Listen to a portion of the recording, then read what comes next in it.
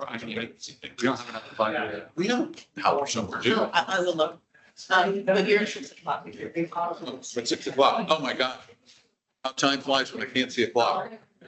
All right, everybody. Hey, welcome to the Celebration Residential Owners Association exciting board workshop for the month of February. I can say that right, February.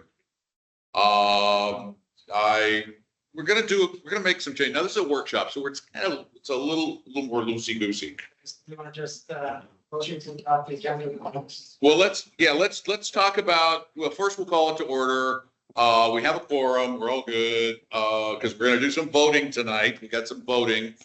But let me just spell out, if you wouldn't mind, do a motion to adopt a modified agenda. I'll make a motion to adopt the modified. I'll say. All right, here's let's just go, because there's a lot of them. You've got some, let's start with, guys, gals, the action items. Why don't we make those consent? Can we just add to B, and 2023 audit? And add to it, well, 2023, let's do this. Let's do all of the, C through G as a consent. And then the A and B we'll discuss. Does that work? And add 2023 audit approval as an action item from a. And 2023, and then I'll put that right below B, that'll be B2. 2023 audit. Okay, and then. Lauren, I'm going off the agenda that's in Teams, but I don't have A through G. I just have A through D. Can you email me the? Yes, got it. Sorry. All right, then what we can do is whip through these action items really quickly. And then we can move up discussion item 15, the Montessori, to the very top. That makes sense? Huh? Discussion item 1? Discussion item 1. Okay. So everything moves down. Everything moves down. Yep. We can cross out discussion item 11. Because we're moving that into an action, yeah. And I also want to strike bollard lights, because in the write-up it said that they were waiting for March. to Yep. get March here, so. So we'll strike bollards. That's fine. Any other modifications to the discussion or the actions, guys? Last week will be for 7. Sure. Number 7, Conversation first before we. So- between 3 and 4, or between 2 and 3. Between 2 and 3, got it. All right, I'll add my motion to. okay. All those in favor of adopting it? Aye. Opposed? Okay. Moving back over to the other side. So let's start with Deja Blue, which is action item A. That's I need a motion to approve the amendment to their resurfacing contract for $4,783. So Second, Second, discussion? group and then we discuss. He said, you're a second, yes, sir. Daisha is present to speak to the board. I'd like to invite her. yeah, you can go. Come on over. I guess management, do you want to preface anything? Why don't you come over here where the mic is and everybody can hear you? I will. Looking up to speed, so. Yeah. As a preface of what we're discussing now, so while this action item is relevant to the change start time on the Lakeside project that we discussed in our January board meeting, based off of the heater schedule that we are now stuck into, Daisha is here to discuss the updates on Spring Park Pool and the situation that occurred over this week and where our current future steps are on that pool. Good evening, everybody. Thank you for allowing me the opportunity to address the concerns that took place over the weekend with the Spring Park Pool project. I did a final walkthrough on Friday prior with Christian, the superintendent, and everything looked good and ready to go. However, upon opening, when the residents actually began to put pressure on the pool, they started to notice some delamination, which is some separation of the stubble product which we had just applied. after doing additional research, we determined that there's about three other layers that was done prior to the resurfacing project. And that compiled with the weather, the hot and the cold over the last couple of weeks, and then also with some of the additional heating elements of the pool. We determined that it was best for us to just strike the pool and demo the entire project, which at this point, if you guys have noticed, we have taken all of the concrete from about 15 years that have been present, and we're just demolishing everything and starting fresh. So this will not only extend the integrity of the pool, but also the lifespan, and thus minimize any future occurrences from delaminating in the future. So this would be, for an analogy, this would be like an old house where there were like 10 coats of paint on the woodwork, and finally you give up painting it and you just go, okay, let's just strip it back down to the bare wood, and it'll bond better. It will bond better, and that's the thing. So it was a couple of things that contributed to that. Again, over the last couple of weeks, it's been cold, and then it's been hot. Then we had some issues with leaks that we had to drain the pool, and review some of the other issues that were unforeseen. So this will make it better than it would have been. Absolutely. And actually, this cost to do so is pretty extensive. I have taken on all of that as additional expense and have added additional teams that have been working around the clock to expedite this process. So we have a target date of the next couple of weeks. It's just going to take a little bit longer because we have to go deeper. And we hope to have this issue resolved once and for all, once we start the new laminating on a clean surface. Dacia, if we had asked to do a full removal of all of the prior coats, Mhm. instead of doing what we typically did, how much more does that type of project cost over the, Not that we're paying. not. Well, one of the things that I did, because initially you guys had a quartz finish, which typical lifespan of a quartz finish is about 8 to 10 years. I opted to do a pebble finish, which is a thicker, more porous finish, which gives us about a lifespan, about 15 years. So on top of the material being much more costly, we're looking at about $7,500 to $9,000 additional costs. So, Not to mention the demolishing of the surfaces now. so I'm trying to pinpoint, because so going back in time, we didn't have an RFP with a scope of work or anything. This was more so just reaching out, talking to you, kind of identifying what needed to be done. But I'm trying to pinpoint, was this something that management didn't identify? I'm trying to understand why we got to this point. Was this something that, as you were just cutting it up and digging through it, now we're signing it out? Or was this something that in the original discussion we didn't identify? Because we have to now close the pool again, we have to go through this again. So I'm trying to understand. So how did we get here? Absolutely. So just kind of back in, and I'm sorry to get your name, sir, but it's just kind of similar. When you paint a wall, there's several ways that we can do it. We can put the primer on, and then we can have the bonding, the primer which serves as the bonding agent, and then we put our new coat on. Sometimes there are different things, different elements, depending on just interior or exterior, depending on the weather. Those things might start to present themselves after days or weeks after, and that's what happened here. So again, at first glance, everything looked good, but until we started, when the residents started to step on it and compromise, then some of the things started to kind of disassemble.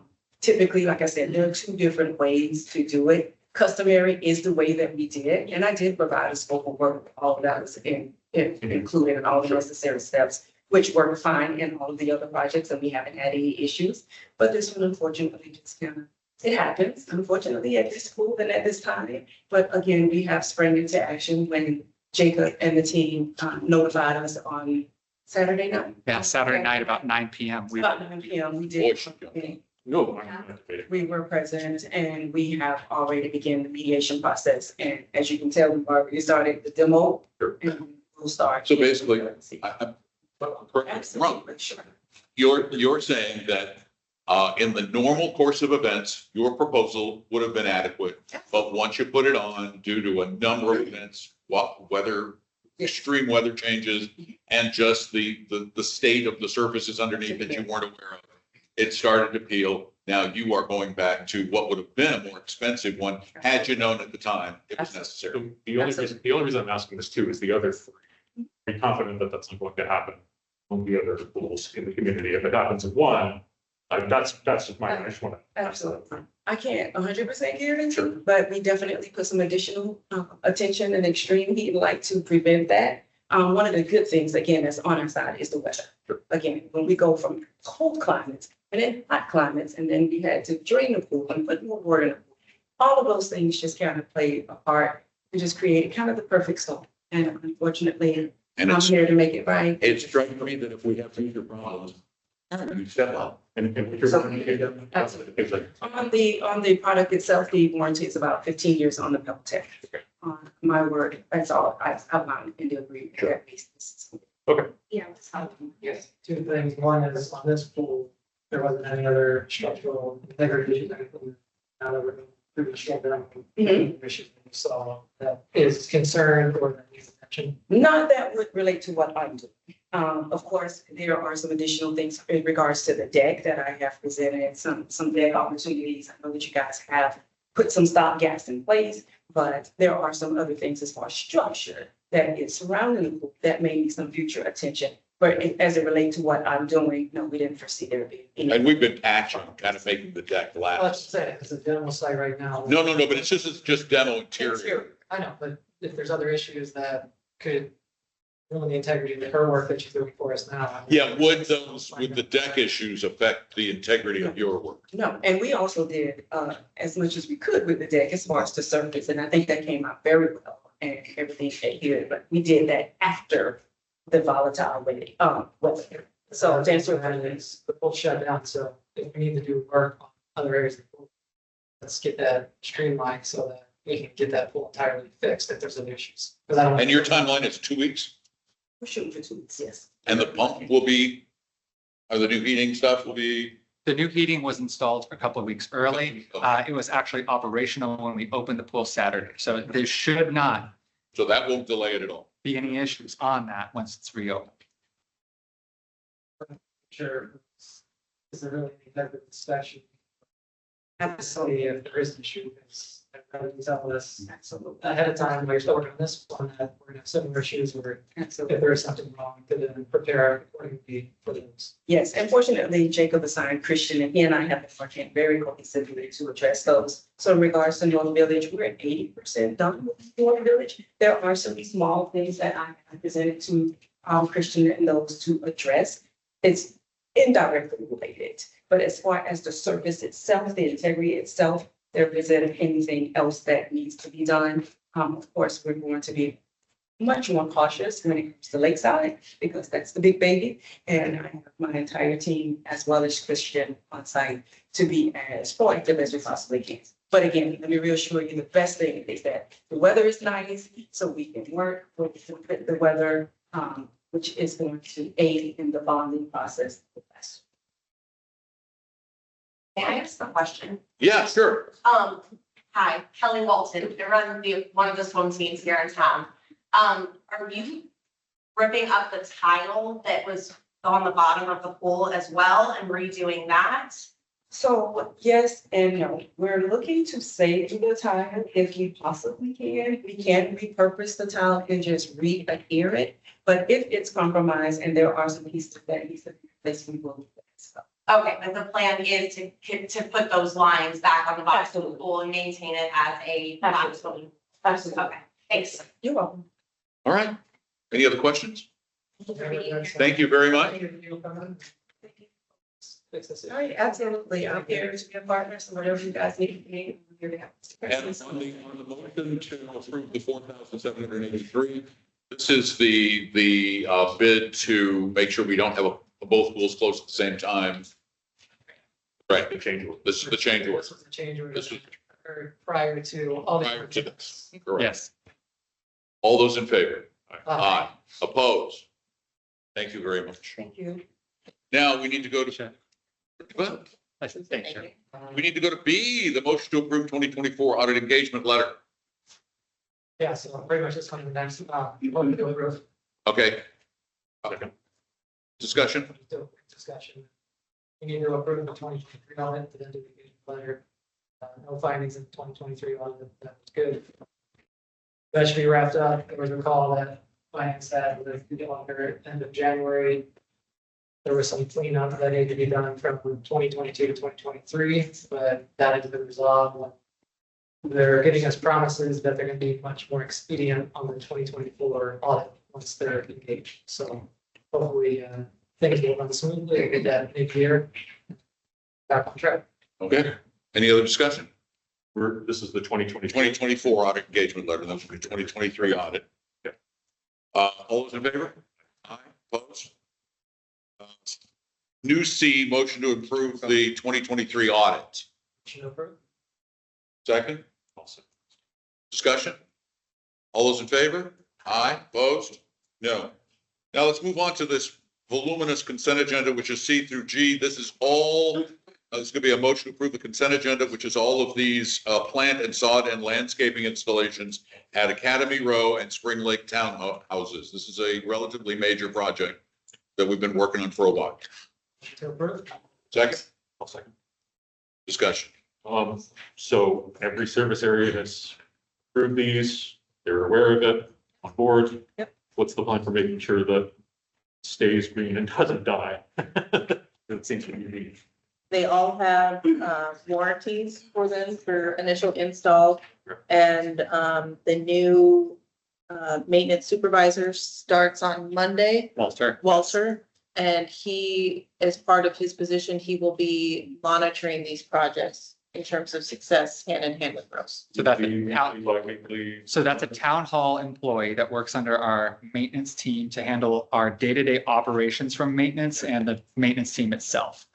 To assist our service area team with on-site purview of projects and just daily visits. Part of his scope of work of his job is to assist the install of landscaping projects, to monitor ongoing projects like power washing projects, and just be our eyes as town hall on these third-party vendors doing projects on our site. So he's going to be on the ground, project oversight, supervising it, reporting back to Rose, reporting to you, reporting to you. Correct, And he's going to report any issues with the installation, anything that's not, okay. correct. Verifying Sure. counts. It's been a major, major concern with the service area, so this has to be impeccable. This employee starts Monday. There will be some onboarding internally from our team, but this is not, these items won't be compromised due to onboarding.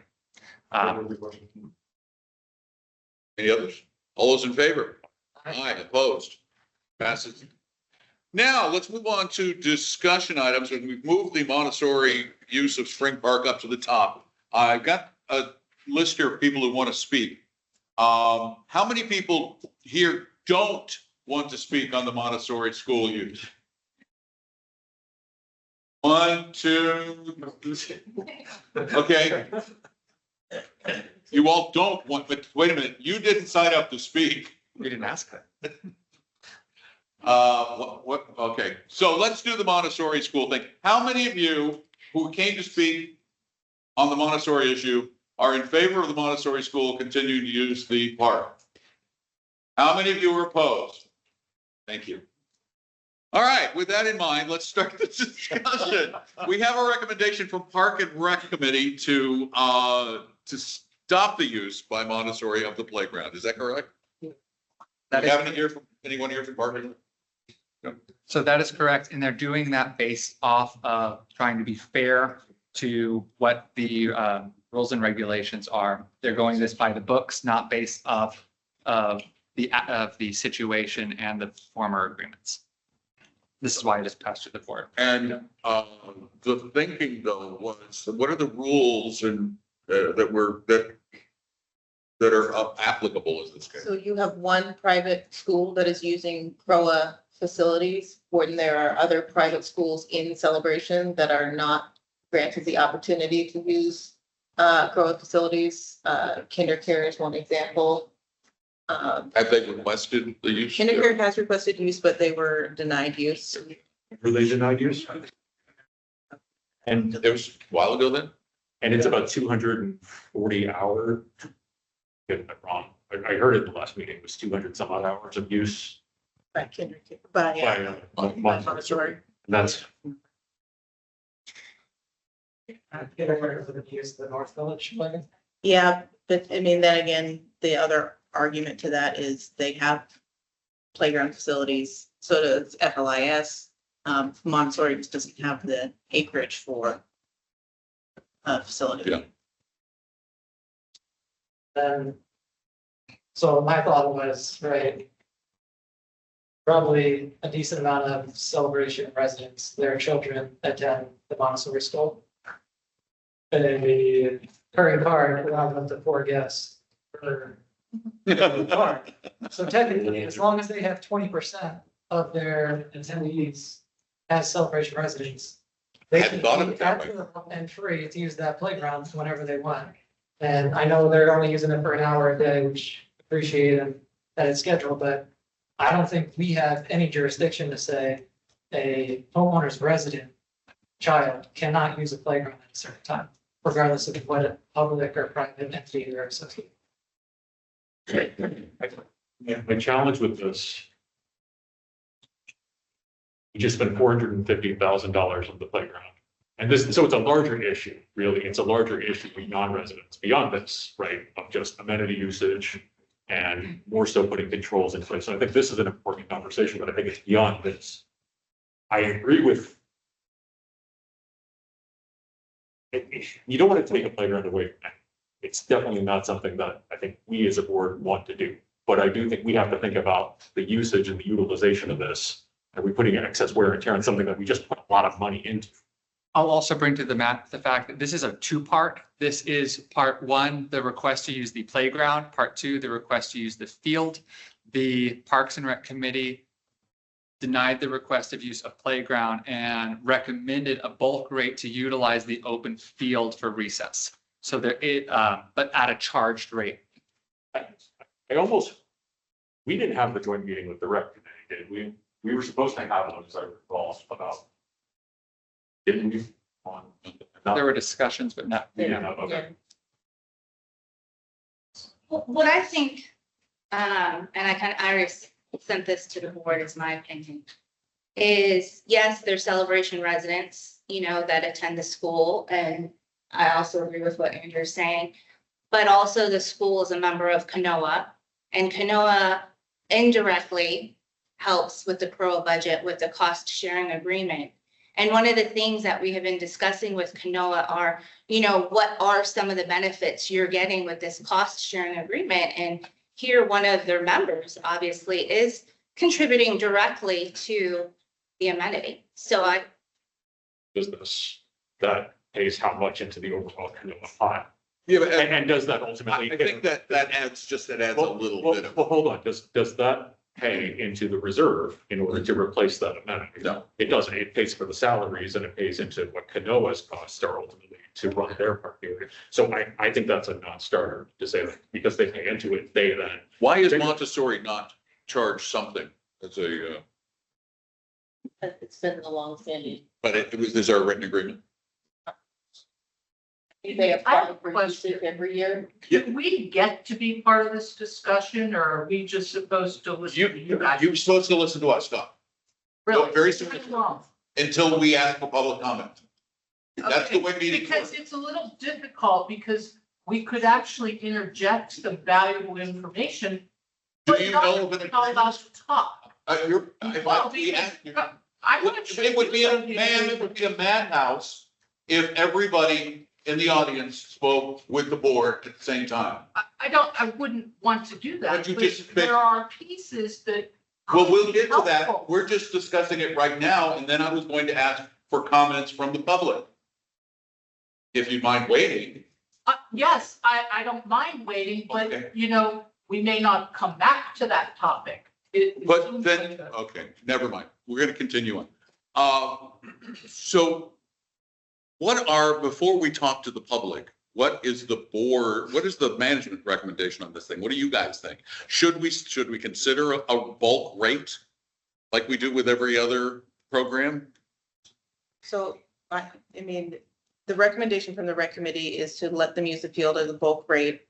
Allow them to continue to use the playground for recess for the remainder of this school year. So we're not just pulling it out from under them in the middle of their year. Okay. And change it for for beginning fall 2025. And I will say that recommendation, like I said, is based off of just reading of the documents. They really wanted to pass this to the board as a board topic. So they're very much they're in seeking recommendation by. Understood by listening to the meeting that they have the recommendation for the fields, which personally I understand and appreciate that. For the playground, since the playground wasn't rentable, they kind of were a little bit stuck on, and they wanted the board to have a discussion on it. They do not want to be in a place on any of their reviews or requests of making a one-time exception. So, but that they feel like exceptions should be a decision of the board. Which I, And it should be. Frame this, right, let's do it in two parts. I think as a board, we're looking at no change for the 2024-2025 school year. That as it is, they continue to use it through the end of the year. Correct. I think that's what the rec was, So yeah. That's where we're at right now. Mhm. Then we're talking about what are the next steps as far as, do they get it for free? Do they pay some rate?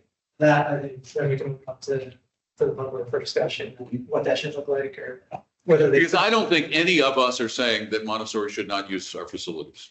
Are you? No. You? Anybody online? No, Okay, And So- to confirm for you, Dawn, there is no agreement. They apply yearly to utilize the field and playground with the rec team. okay. So there is no long-term agreement between CROA and the Montessori school.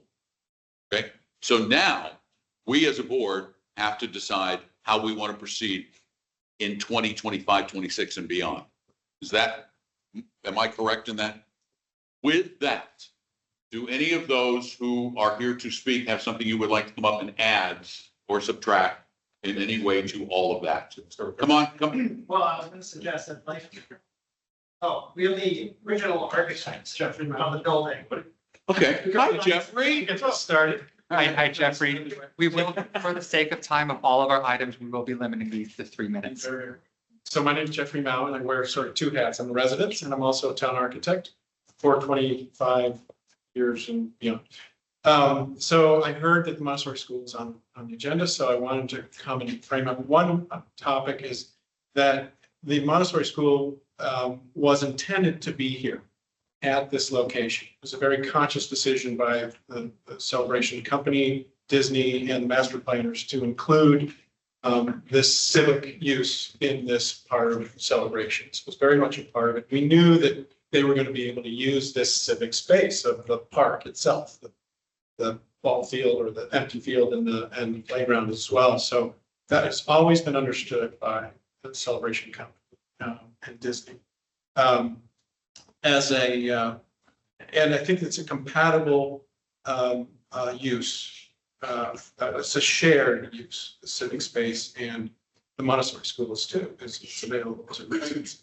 As a resident, and sort of anecdotally, I walk my dog by here almost every day, several times a day, and see the Montessori school using the park. And I'd like to add that they're supervised. Children are supervised and responsible, and they're not tearing things up and destroying things. And I see other people in the park who are not so kind to the park. So in that regards, I think they're quite responsible in taking care of the space and using it well. I think it's using it as an intended use for everybody. I'm so glad the new playground is being used so well. There's so many people using it on a daily basis. And when the kids from Montessori school are here, they're usually here during school hours, which other kids are generally not here as often. So I think that's a compatible use time frame as well. Thank you very much. Thank you, Jeffrey, very much. Before we move on to more comments, let me just tell you my thinking, and you guys can share your thinking. My thinking is that, as Jeffrey said, from what I remember early on, there may not have been a written agreement, but that was the understanding when that facility was built, was that there would be use of the park by the kids for recess and playtime, supervised, as Jeffrey said. What I think we're missing is the legal agreement that we should get from them on a regular basis with a hold harmless, with the requirement that they carry insurance so that the homeowners association is protected. So I am going to say I am leaning strongly when this comes for a vote to continue in the current usage and just asking for a formal document so that just like anyone else who uses the facilities who is not a resident, we're held harmless from any potential liability that could come from that or damage, that they'll take care of that damage. We need to have them sign some type of disclaimer for each student or something like that. No, I mean, I think they can do it as, because they have it at, they have that authority as the school. They've already, the parents have already basically given them. Isn't the, like a joint use agreement effectively kind of the same, like we did that with the baseball field, right? Isn't that effectively kind of what it is? So, yeah, your agreement with the school district for the baseball field was we maintain it in the, and have the ability to utilize it for CROA partner programs. So do we have a template though, something that we could conceivably? Oh, yeah, it would be easy to create a use agreement. Before we have a lot of discussion, let me just ask the board. How do you feel about this moving forward? I don't know. Okay, how do you feel about this? What do you think about it? Put my stance, I don't know if anyone knows, but you know what the breakdown to celebration versus non-celebration. is? I think a simple one would be, as long as that school is 50% resident or higher. I don't know full school, but I can give statistics on my first class specifically. Yeah, sure. I know of 30 people, there are at least 5 that are for sure residents in that classroom alone. 5 out of 30. 5 out of 30. Gotcha. So that's just one of the greater, but that's one. Yeah, and that's where I was gonna look at it as, if it truly is mostly a celebration resident school, then I don't see it being any concern, but if it's truly maybe a 10, 15%, then maybe there needs to be some agreement in place that maybe there's some monetary compensation. The reason why I'm on the fence, I appreciate what Jeffrey said. I want to look more into the history of it. I want to go back and listen to the conversation too with the rec. So I did hear it. I heard Montessori come up there and talk about it. I am inclined to say we should figure out a way to make this work because I think the last thing we want to do is take a playground away. So I am leaning for that. Okay, Go ahead. I was gonna say, Ms. Saint Leger is the head of school for Montessori. She has a lot of the history that I think was some of the history that was discussed in Parks and Recs. Meeting wasn't necessarily accurate. So if you have questions about the history, I would suggest asking maybe some questions from Ms. Saint Leger. from, okay, and she's the, what? I didn't hear Head that. of the school. Oh, you're the head of the school. Yes. Then you would probably know the cell. If you want to come up, please. Well, that makes perfect sense. You're right. And what was your name again, man? Kathleen, Kathleen? and last name is Sally Shade. Sally Shea? Yes, You are the head of the school. yes. Do you know the approximate celebration resident to I know it's over 20% because we had to look that up. And that was one of the questions. If we have enough children there that can take in 4 kids, how many can actually even be at the park? So we had looked at that. I know that Leanne, who's our administrative assistant, she was told to try to be here tonight. She had more information on the numbers of the children that are there, but it definitely is 20%. So More that's than, right, at least 20%. And how long have you been there? This is my 20th. So you've been at this school since it was built? Yes. Were you at the doctor's office before So we were on Front Street. on Front Street? I was there on Front Street, then we went to the apartments and from the. So you were on apartments- Front Street, so you must have had, you had my daughter. No, I think you were probably just after her. Well, yes, because then Jeffrey's kids were there. I mean, Okay. so it's been over 20 years. So when this school was originally built, Yes. what was the school's understanding, to your knowledge, of the use, the park usage? I think what I understood was the reason why we were given the opportunity to build on that spot is because the park was here. And so really at the time, none of the other villages were even available. And so this was the only place that had the park near that the children could actually go. And it was all spearheaded by families. The parents are the ones who actually petitioned, they built it. And the school has always been owned by a parent from Celebration. And even now, the parent that owns it now, her children were there when she purchased it. And because it's only zoned as a school, nothing else can go in that space. And so realistically, even not having a playground for us is a bit of a conundrum, because then what do we do with that? Even if we're looking at relocating, finding some other place, that building can only be school. And even when I think one of the parents tried to sell it before, they tried to change the zoning, could not even do that. And because of the parking spaces, they're not enough parking spaces for any other businesses. So really the goal. Plus it's in a residential area. It's in a residential area, and that's one of the reasons why even when it started, the entire thing was the fact that the children had access to the park throughout the day. And really looking at the numbers, and I'm not sure where Tim gets from the numbers, but the children are literally in that facility of the park for 1 hour out of the day. One group goes at 11:15, the other one goes at 12. The older children don't use the park because they've aged out of that. So the only thing they use is the fields for a half hour. So really total, it's 1 hour on the structures and half hour on fields per day. And Friday is the only day that they have PE on the field itself. Thank you. Can you also provide us some context? I know Tim had mentioned in the Parks and Rec committee meetings that your school also provides rental. You do rentals on CROA.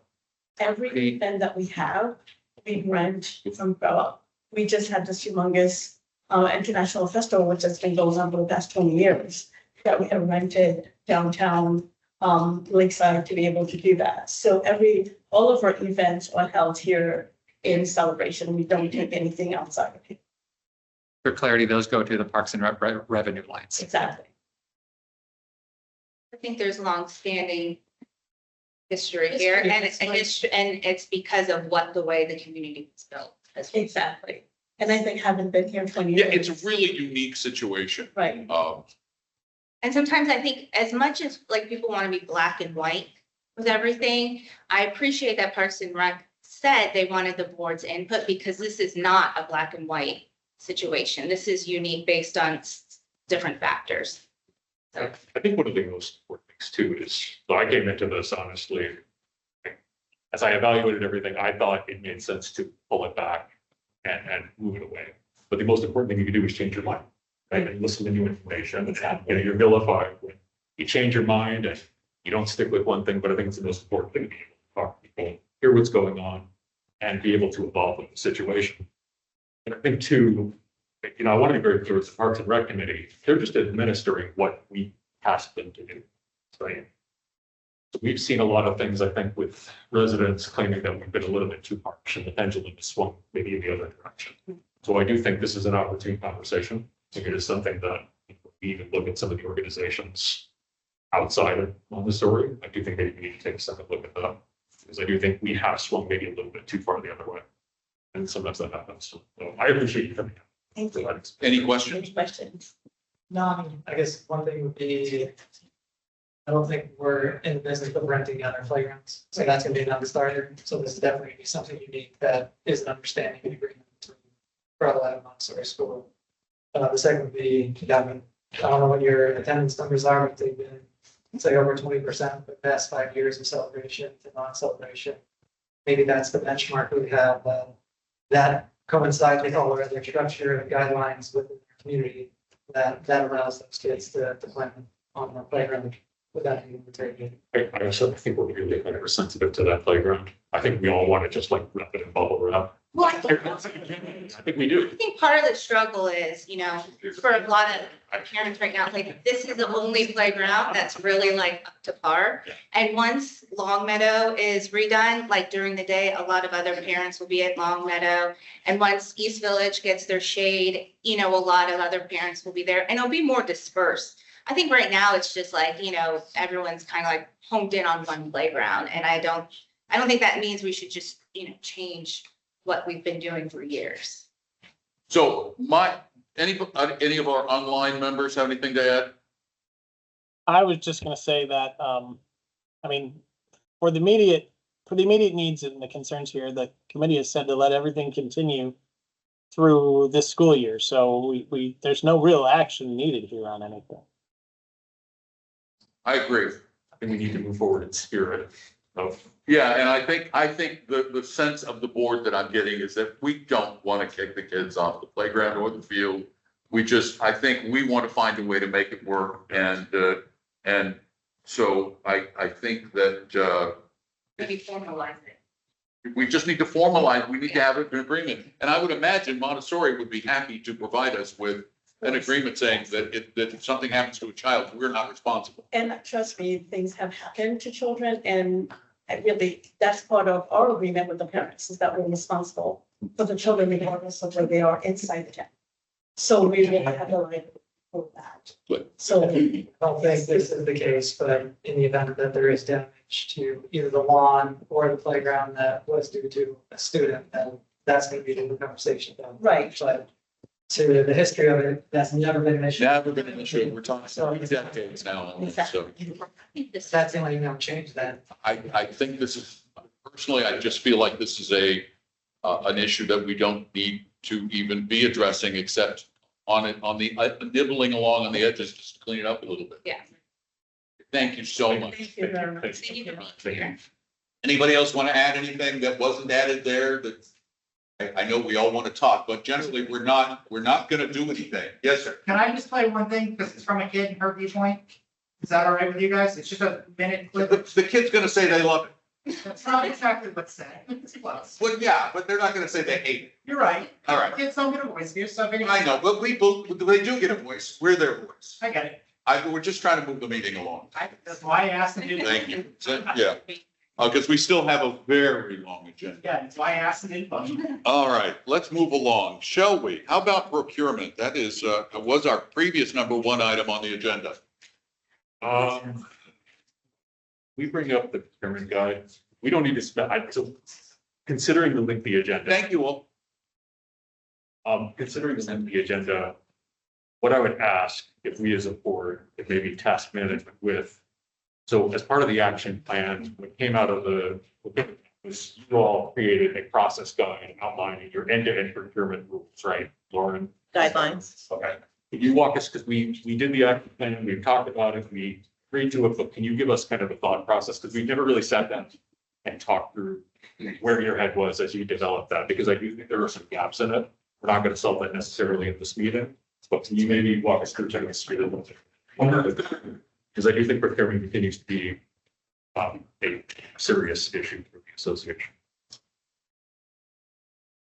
If you want to walk us through the interim while you're doing that. Yeah, okay, so the procurement guidelines based in pretty much standard project management. Jose Otero, our former IT director, was well versed in project management as well. He helped develop that as well as the rest of the management team. We tried to divvy up projects into small, medium, and large in terms of how we address procurement for different items. The smaller projects we delineated as things under $1,000, where we're soliciting bids from at least from a vendor. If that bid does not look in line with what we've seen in other similar projects based on the department head that's running that, it's usually the director operations and facilities, then we would get additional bids to make sure we were in line. We had that happen the other day with some lighting and cabling, where we got a bid that seemed way out of whack and some additional bids and found some that were more reasonable. The second category was medium projects. That's the $5,000 to $10,000 range. In that range, we're looking for 2 to 3 bids. Make sure we're getting competitive bids, and then onto the board. For those, most of the time, it's walking with the vendor on whatever project it is on site and explaining what we're looking for from them to make sure we're getting comparable bids.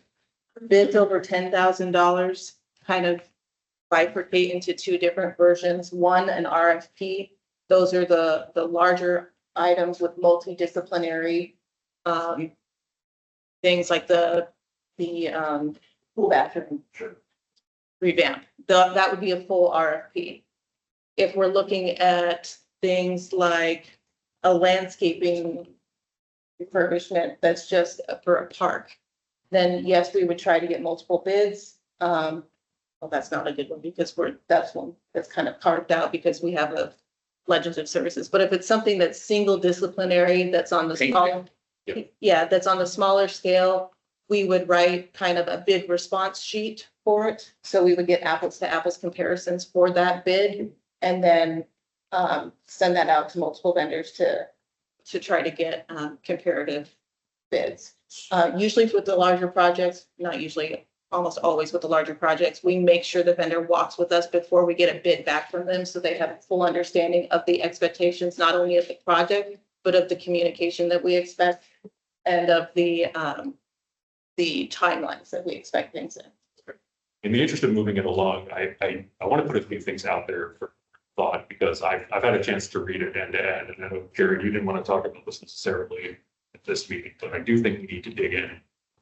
Because there are a few things that, as we look at some of the RFPs and some of the failures that we've had in procuring services and whatnot, I think that we need to take a look at it and make sure that we build it, because it seemed very project management driven versus procurement driven.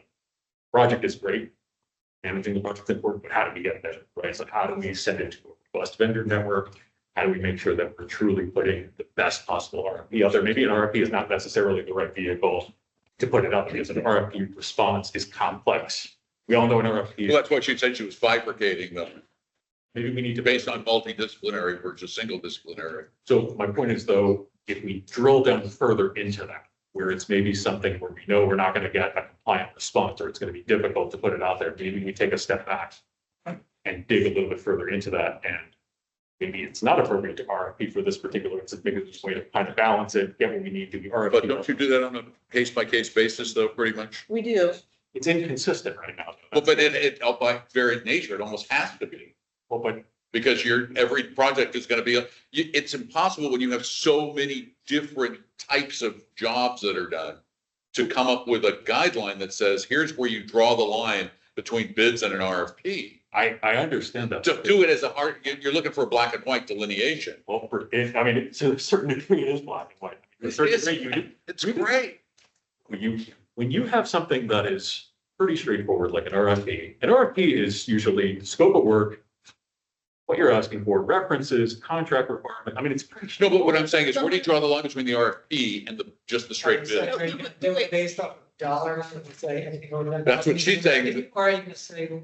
It depends on service. You don't need it. What are you looking for? So that's the question. Some RFPs are far more extensive and more detailed, but then you have the pool restroom revamp RFP that was very broad, and it was a design build, come to us with your best options. And it was very generic, but it also had the requirements of insurance, references, things like that. So, I mean, you can tailor RFPs to be as extensive.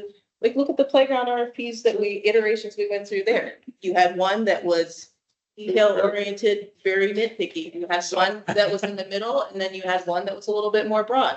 So, I mean, even for that kind of a project, you can run the gamut in terms of RFP complexity. Charles, what's your expectation? Just taking these examples, like the pool resurface. Sure. That's just one job, resurface the pool. It was a $250,000 project. Compared to the bathrooms, which are electrical, plumbing, all different kinds of stuff involved. So What, where would you draw that line as far as what needs an RFP and what doesn't? well, we were told that pool resurfacing was getting an RFP, and that didn't happen. So that's also where if we're going to follow it through. That it's not true, That's not true. There was no RFP for the pool resurfacing. right? But we never said there was going to be. You said there was going to be a resurfacing. You said that you were going to look. They put it out to bid. Put it out to bid. You told us in a meeting that you were going to look into an RFP template for the pool resurfacing. And then we found out that there was a bid, that you went directly to the vendor. Am I mistaken? I don't remember. That was board agreed. Yeah, I think That's based. So we said that you even brought it up. You brought up the RFP. We talked about a project manager and we talked about an RFP for project management. We did talk about it for that, Tom yes. Specifically said we're overcomplicating this, just go get bids. They didn't say they were gonna be, we had talked about it. Yeah, because again, Charles, what I'm trying to avoid, and I know what you're trying to get. I know what you're trying to get to. You're trying to get to a almost foolproof way of avoiding some of the problems that have occurred in the past. Just trying to see some consistency in the process, because Right, but she's trying to explain. we interview some vendors, we have finals meetings for some, and then we have board members that say, no, we don't need it. It's a straightforward process. We say in the process. But again, single disciplinary versus multi. certain dollar amounts need a presentation to the community as well. But we decided on a $500,000 landscaping contract that we didn't want to bring in finalists. And it says in there that we're doing oral interviews. So what are we doing? That's what I'm trying to understand. We're not going to solve this now. Maybe we talk about it later on. I'd like to maybe get some. Tell you what, One positive. put your thoughts down, literally, put them down, like, here's what I would like to see. And then let's run those by you guys and see how that fits with what you're doing now. And if there's anything in there, and then we can talk about it. The expectations or standards. Yeah, if there are expectations that we're missing. One way Or there- to measure procurement is what is the scale of change request to the original bid? Right, if the RFP or the bid was corrected, everything was in there and the project went for how much it is, then I would say that's a success. If you're gonna have a change request for 50% of what that bid is, then there's something that's broken. It's And more that's- than, it's more than that. Who are you sending the bids to? How are you socializing it? Are you looking Well, at the that's Osceola my County vendors? Are you putting it out to a national network?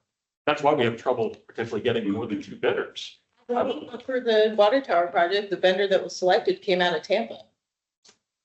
So then your main issue is you want to make sure that there's, I'll call it a level playing field of vendors trying to come in and do business. for us. I'm saying is we just look at the end-to-end thing and make sure that it works because we don't want to. And again, where you see holes, put that in as detailed a form as you can. 1,000%. I And think, then send that to management, and then management comes back to us. Yes, Jerry? I think a good example of, the new process of procurement will come up with a splash pad of how that went about. I think there will be good examples of what management's done and what the task force has done to demonstrate how procurement is happening now versus a year from a year ago. I have one thing I noticed, and I had a question, I think it's good, but I also have a question on it. I noticed that we're putting the RFPs now open on our website. Has there been like a response from that, or can you not tell? Like, has that actually brought in? I don't know if it's being marketed that much, but I know it's there, and it's helpful for me to like see all of it, but. So I have seen, I don't think I've seen increased responses to RFPs, but I've seen increased interest in getting a name on a list to be a vendor in Celebration. That's a very, As well, I mean, since we have fully adapted this process, we haven't launched any, large CROA RFPs. I mean, we did have the splash pad one in there, but we also started that in the mix of this. It's mainly been service area. A Yeah, lot of them have been service area RFPs. So those are smaller that are hard I to think that's judge in cool. this case. What is nice about that is it's not dependent on management to release an RSP. If somebody's like, I want to send me the RFP, there's never a lag time. It's available to you on our website. Here's how to get there. Okay. On those. he's done. How about number 2, organizational health monthly check-in? Is that yours? Yeah, how's it going? How's it going? I'm Um, excited for Walter. We're excited for Walter. Our maintenance team, we've been, they deserve accolades for their patience in lacking some fundamental roles of leadership. We've not been filling roles to fill roles. So this position of the maintenance supervisor has been open, since the middle of last year. We wanted to go about this thoughtfully. That's why we hired the director of facilities first. We wanted to make sure they knew exactly what we needed this role to be, and we did a lot of redefining of this maintenance supervisor. The job description is not what it was when when the position first came open. But all of that being said, our maintenance team has been, the bearer of all of this, of us, saying, we see you, be patient, thank you. They're growing. They want this type of, being able to, leadership that's dedicated to them. And they deserve it. And we're happy that this is coming next and we can start to fill the vacancies in the other maintenance positions. We're doing a GM sponsored staff appreciation day in March, towards the end of March. We're taking the team out. I won't announce where, because I don't know yet. Don't say anything. Surprise. But yeah, so GM is sponsoring that. Go ahead. We did notice our rollout of the expectations of the new contract metrics was concerning to some of our staff. As of these metrics are set by the board. These are contract metrics. These are, we made sure it was clear how these are serious things that we have to consider. They're reachable. We can do it, but that did apply some pressure and an already angst time that they were having just based on, we were in contract discussions. There was they had a sense of lack of security. And then, yay, we have a contract signed, but here's here's a higher bar. So we are actively working on making sure that that's not, communicating, that's not a case of that they should fear for their role because of these metrics. That was a repercussion that we saw only after that. Now we've worked on saying that. So you've made it clear that this is not something that they should fear. No, and we've Correct. turned the metrics into a bit of a challenge and the teams to make it look fun. Ugh. John say as a director of the board, those metrics are certainly attainable if you're doing your job. So do your job with excellence. But I like the way you positively spun it. You made it a carrot. And I think That's, you need to keep your finger on the pulse of that, because the one thing, you want to engage them, you want happy employees, right? You want people to come to work because they think they're The best. biggest, People, and we don't want to Yeah. lose good people. And that's our biggest focus from a leadership perspective, is making sure the team is happy, they enjoy coming to work, and they're doing a great job. yeah, And just keep. of the biggest challenges where we're seeing the biggest impact of this and what we really curved on trying to set a reward-based system in this is in our community standards with hitting the door counts too. So unfortunately, we rolled this out and then we had rapid every week, a large amount of our community standards team out sick, and then they arrived and the other parts were going out sick. With the weather and the NEV batteries were affecting how much they could go out. We've had a NEV that has been down in our inspector team that is hopefully getting fixed this week. NEV, if anyone has a NEV and you try to get those fixed, it can be hard depending on the pieces.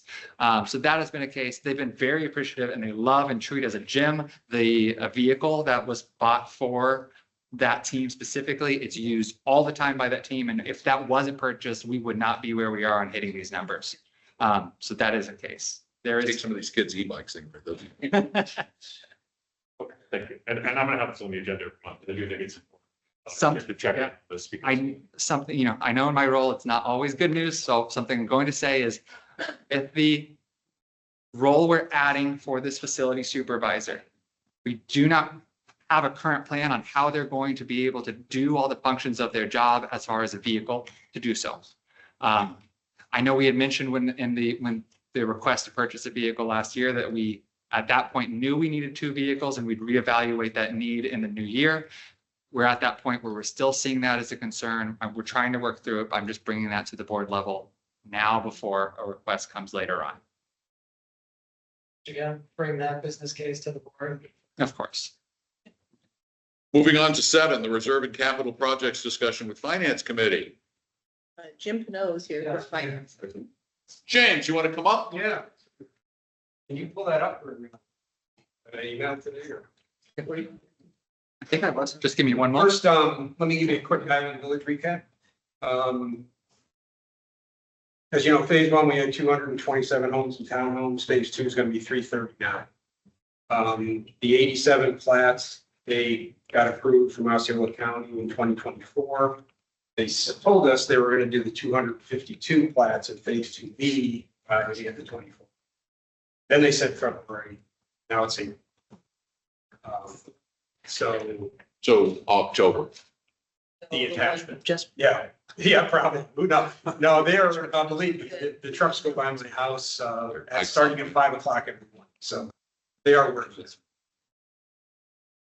Okay. The attachment for the capital fund? You want the attachment open? Yeah. Okay. Yeah. I can start talking then when it shows up, but we start off 2025 with about $4 million in the capital fund. There you go. We've only spent 178,000 in 23 and 352,000 in 2024. Those were primarily for the CROA truck, the spring park playground, and Colleague. As you can see for our projections for 25, The projected contributions are 390 home sales estimated at 801,000, the average sales price, and 20 condo sales that would be below the threshold of 260. On the sale number, on what are you basing that? 300, we sold over 350 last year. We took the base of 300, so we're being very conservative on that base number. Then we have 90 for Island Village. An egg for Island. So 3 are going to be closed the next month for a couple months.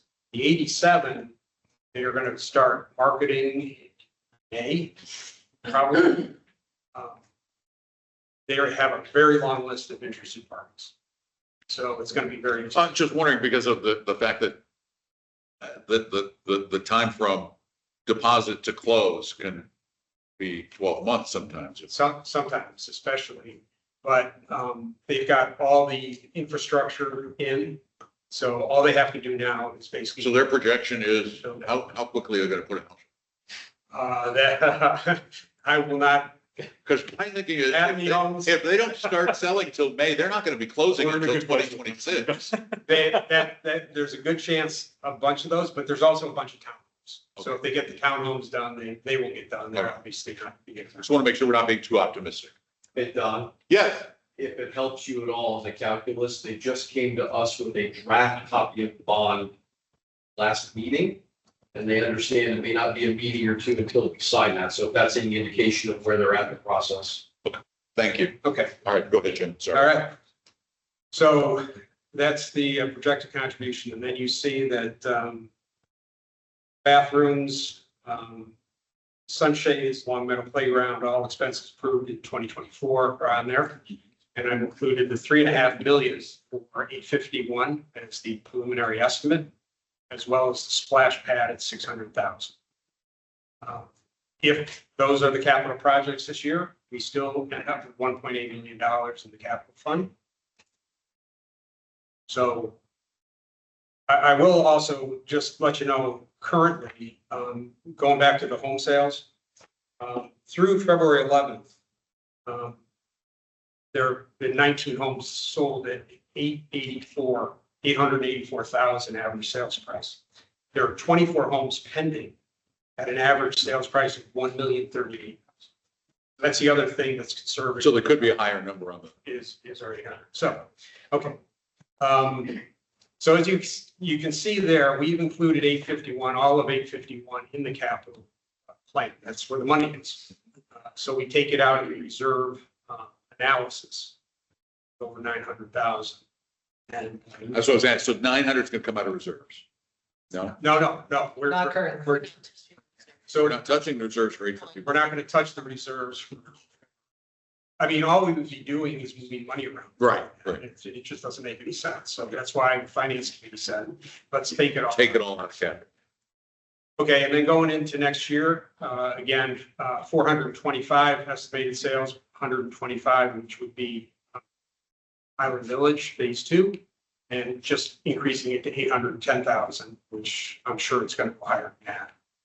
Taking 851 out of the reserve study puts that at about 1.6 million. We put in about, I'm sorry, I'm on the reserve side, I'm sorry. Yeah, capital. So you can see here the multifunctional courts and park enhancements. We have 800,000 in the master plan. Let's just say 500,000 next year, and it'll still be a 2.4 million capital. So with that increase in the capital funding on the closings, gives us a lot more money than we would not have if that had not passed. What's the actual dollar value of that? Do you have that split? I don't have that now. Just or you just have that. Did it for January and it was an additional 40,000 for January. And that was only, I think, 14 homes. So it's like Whole annualized. a slower month, but Well, I got 19 homes and that would be 84,000. And then the pending would be another 125. but that's including part of February. Let's do a what if. Yep. Just what if, what the heck? Let's say we hit a serious real estate recession at some point. How is that handled? Let's say, for example, it's in 26. It's in that 20, because this This bottom one, this 2.246, that should be 26 expected contribution, right? Because it says 25. Oh, yeah, I'm sorry. That should be Yeah. 26. Yeah, that was an older one. So, Yeah, that's- are we spending this money after, okay. Those, Let's look at it this way, right? And that number that's up, 2025 projected contribution, 2.2. The projected balance at the end of the year, 2.3. So in the event that there was a severe recession and we got half of what the contribution should be, we would still have 1.3. We'd still be, yeah, that's what I was wondering if that. Yeah. So that's even after doing those, we would still have it, and we would always have, if things were, that in subsequent years, we could pull back on projects. absolutely. The master plan, committee, is on it. Hammer. That's always a consideration that we have. We have to have the money in order. I never, ever want to get close to, you know, a 500,000 balance even Exactly. in that account. Exactly. No, the thing is, right now, I've talked to more than one realtor, some of the top ones in Celebration, and they say the market is taking off, particularly now. One, I tend not to believe people who are in the sales side of any business. Well, if you were, Because it's always, if you're a broker on Wall Street, the market's going always. So they're gonna drive the market. yeah, And let's hope. but I was in Syracuse. But I can last tell you- weekend, and it's the coldest winter they've had in 20 years. I can tell you, in 2007, I was watching realtors all over town going, nowhere to go but up. I knew people who went, very famous realtors in town, very well-known realtors in town, who had all of their money and all the borrowed money in the world in Celebration real estate at $400 a square. Before it went back down to 180 a square. Yes. Which also, right? I think collectively from a board standpoint, we're only tied to the 3.5 for town hall at this point. As things progress or things change. We then can. numbers of Yes. pushing or pulling. I just want to make sure, my number one concern is to make sure we behave fiscally responsibly. Money that's not ours, and that we've really pushed hard to get people to give us, like in the contribution. That's why you have finance. Yes, no, and I just want to make sure, Thank you for explaining it. thank you, yes, I appreciate this explanation. Okay, move on to the, well, which is the replacement fund. Okay, so you see we're, in 2023, the reserve study was 1.575. We spent 1,110,000.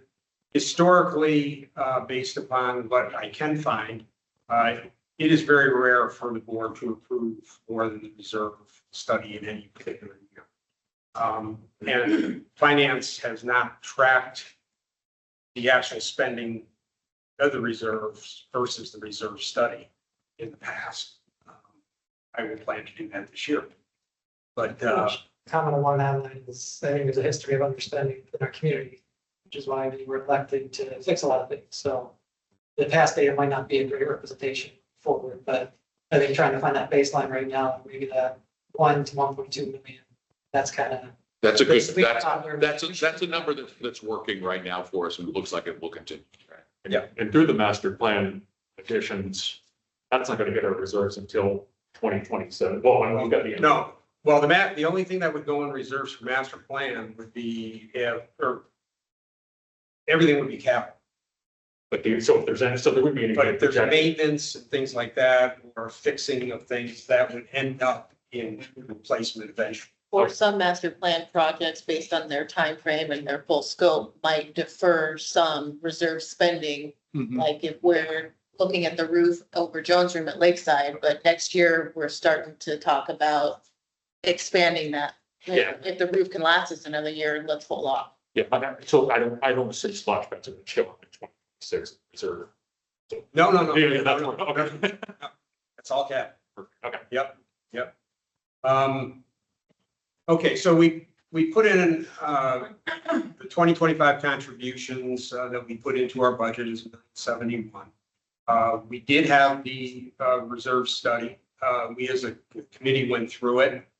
Saw a lot of other areas other than, 851 that we didn't think would be necessarily spent in 2025. But I have looked at it in more detail and I put in an estimated spending of 1.2 million. The reserve, without 851, the reserve study for the year is 1.6 million. So if it goes between 1.2 and 1.6, there's still money in it. And at any point in time, if we felt like we needed to move money from capital into replacement, we can do that as well, if we need that for particular. Because we have a decent balance projected and currently ongoing account. Correct. Yeah. Okay. Correct. But this stays pretty steady. That's. Yes. Yeah. Yep. And then if you go down for next year, you can see that the reserve study declines for the spending to 1.3 million or 1.399. So I put in 1.3. And of course, the projected contributions will be determined when we put together the 2026 plan. So budget. Okay. Cool. Okay. Looks really good. Thank you, Jim. Yep. It looks really good. Thank you. Moving off of that, this is our current plan in place of information we have. The new board's gonna be coming in beginning of March and what the expectation that we should. So I just want to pose this to you guys for awareness, maybe what you want to go or not. Within the replacement for the lakeside pool houses, playground and courts, you have 287,000 for 2025, 2026 is 60,000. The commons in North Village, you have in 2026, 352 for that playground. For the pool and the pool house, 210,000 for 2027. So as we start to look at what does the future look like, where's the focus at? Town hall, number one, by the next slide. That's a 2025 project. As we look into 2026, is that where the focus then moves to Lakeside? It moves to Lakeside. And then 2027, that's where the focus moves to North Village. Because those are our big assets in those, Those are big assets. in terms of age. As we know here, not that we're gonna do playground as big as we are at Spring Park, but I think the replacement is inadequate for what you're gonna do, and you're gonna go over that, so you're gonna be taking cap. Then, if we're talking about Lakeside, we're doing the back things, we're not gonna change it. We're gonna talk about the splash pad a little bit. I think a splash pad's a good idea for that. The playground is atrocious. That needs to be ripped out. The Jones room and the roof, that's coming up, but that whole building, does that need a whole makeover too? Does that need a second level? Does that need something else as far as what that should look like? That's. So you're saying in that case, maybe it's a move, becomes a capital expense for a major and But that's in phase 2. Yeah. phase. No, I'm saying, No, phase, right yeah. now. Part of it can either be in phase 1 or phase 2. The Jones room, the rethinking of the Jones room. But the argument I'm making here is we have town hall and the splash pad that are kind of focused right now. There's the 1.2 million for the multi-purpose courts and 500,000. That's six.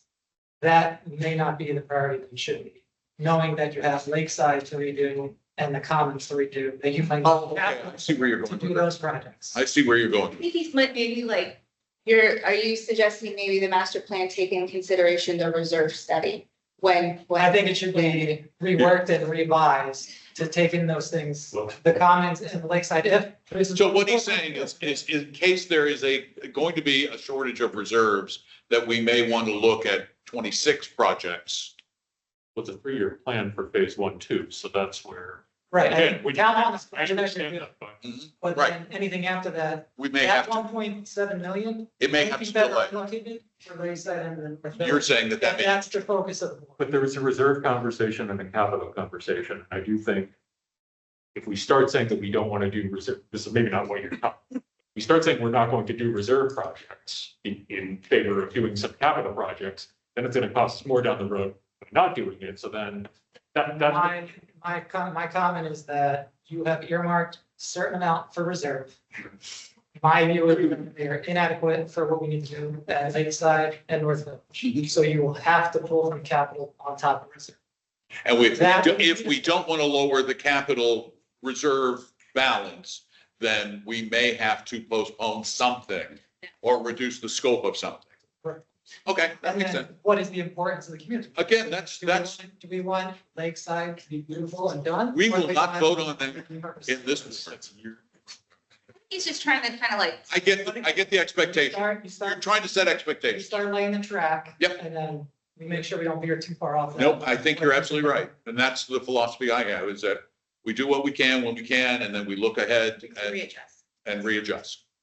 Yes, I think we're all in agreement. I think that's a good plan.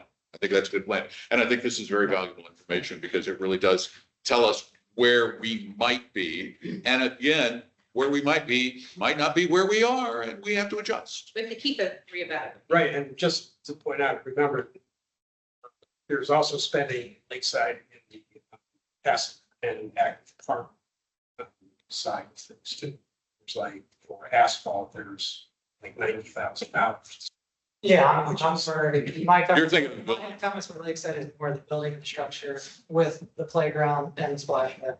For the commons, I'm looking at it. I think North Village bathrooms are just terrible, and that needs to be all redone. The other, I guess, room, that needs to be a whole new rehab, so there's some serious consideration. and that's a And I think 27 the thing. master plan committee should look at as far as what should these parks look like and how much is it gonna cost to get there before we look into these 2026 projects. Sounds reasonable. Thank you. Thank you.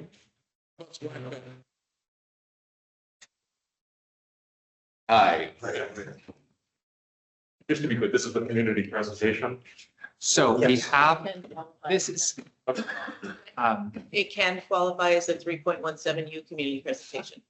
we have it formalized after the presentation that Joe, the chair of the Master Plan Advisory Committee, after this presentation that he's going to be presenting, that was a collaboration. We do have a formal presentation if that wants to be reviewed at this meeting.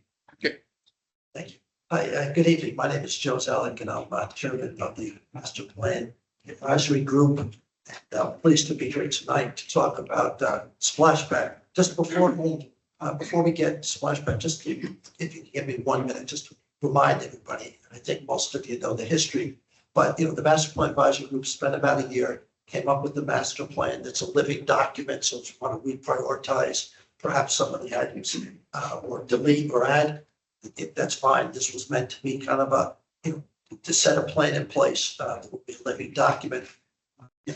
And the plan that we currently have, not necessarily the priorities, but the plan, the content was a result of a lot of community input, surveys, community meetings, et cetera. And so we're excited to be back here. Last time we presented to you was in August. We presented the plan, and now we're back here. Our first project is a reminder we had, which you've all just discussed recently. We had 4 projects kind of considered phase 1. Okay, the first one was town hall renovation, tied with splash pads and with 2 parallel tracks. And then multi-function courts and parks enhancements. So based on some of it, we did see a huge need to either enhance the parks, put more pavilions in, et cetera. And so in that project, we realized could be worth $500,000 to $2 million, right? Depending upon how much you want to do where. So I think based upon your comments, we can clearly look at, 2026 priorities and how we balance it. So with that, I'm happy to be here today and talk about where we are with splash pads. So we kicked this project off with the subcommittee of the Master Planning Group in in September. And we've been working very closely with the Ray Manners team. I just like to point out, Jacob's had to point out here, he's done an outstanding job. And I pointed out based upon my 3.5 decades of experience in doing projects. So far, good. I know there was some conversation about procurement. This is a good example of how complicated procurement is, because we issued the RFP on we issued the RFP, I wrote down here somewhere. Anyway, we issued it September 1st, it's here, and the date may not be there. We issued it, and initially we got, the date's not there, but we issued it in October. And we needed a response, 60 days to come back, and nobody came back compliant. Nobody.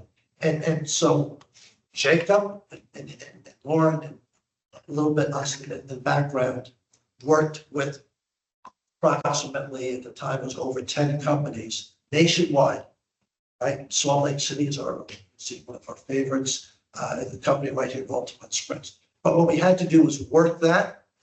I mean, I spoke to one of the one of the preferred vendors. I said, I didn't respond.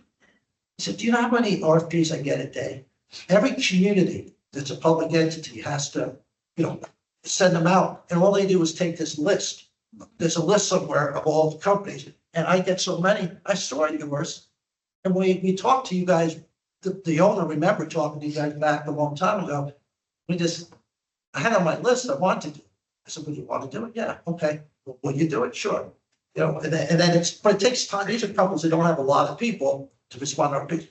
We worked with them, and we ended up getting, as you can see, we worked with 10 companies and shortlisted. We got 4 proposals back. And today we're going to talk to you about the 2 finalists. So it's an iterative process. And so did it work? Was the RFP written well? It was written, as I told you, fine.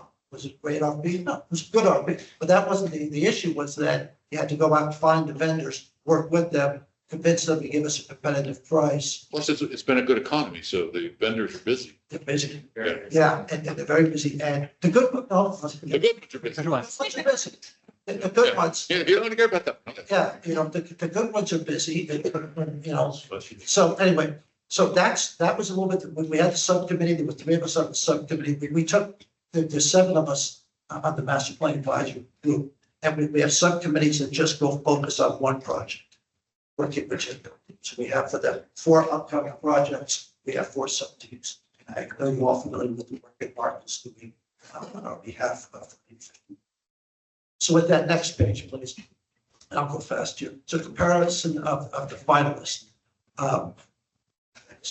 So we narrowed down, we really only had 2 bidders that were competitive for us to marketplace, so we determine it against each other. And this line's about Paradise Gardens here in Florida, Altamont Springs, Splash Pads USA is one of the largest vendors in the US, and they're based out of Salt Lake City. They have offices here in Florida. They've done a fair amount of work in Florida, but they're a national company. And so this is, as Jacob likes to, if you can't figure it out at the bottom, this is the apples to apples comparison.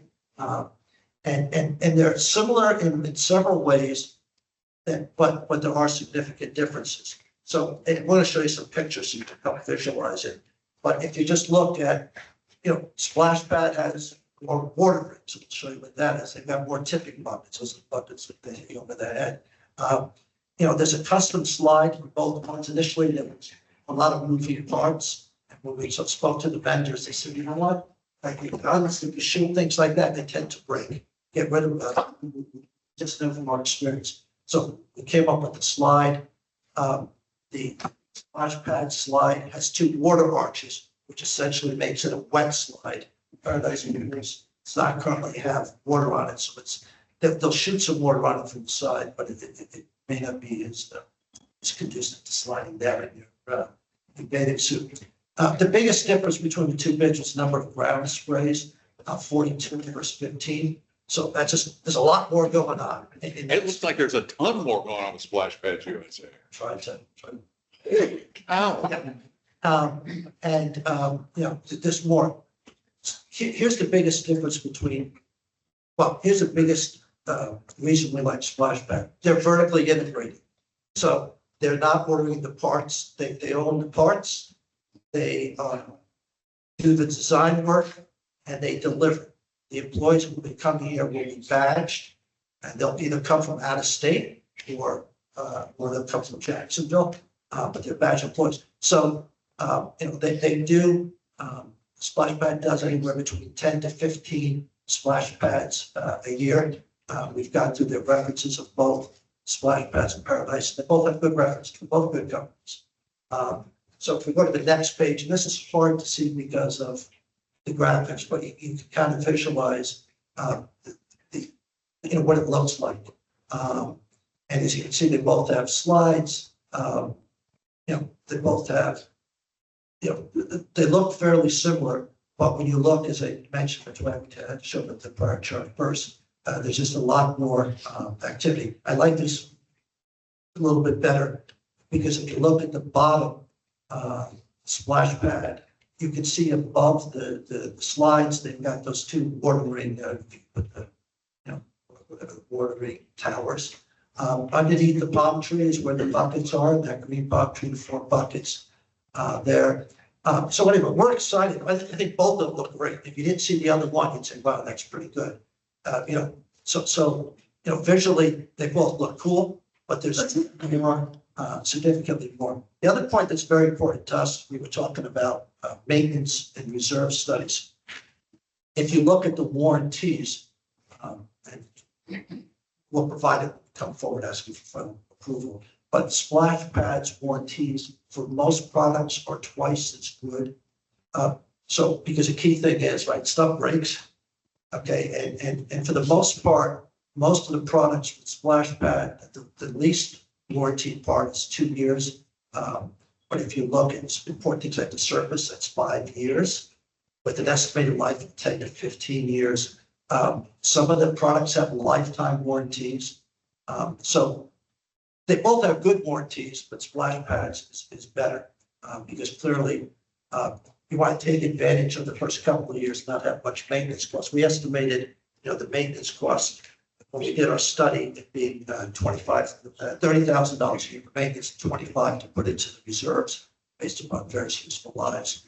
But if the first year you can block it, and not have any maintenance costs, have it all under warranty, that's money that could be used somewhere else.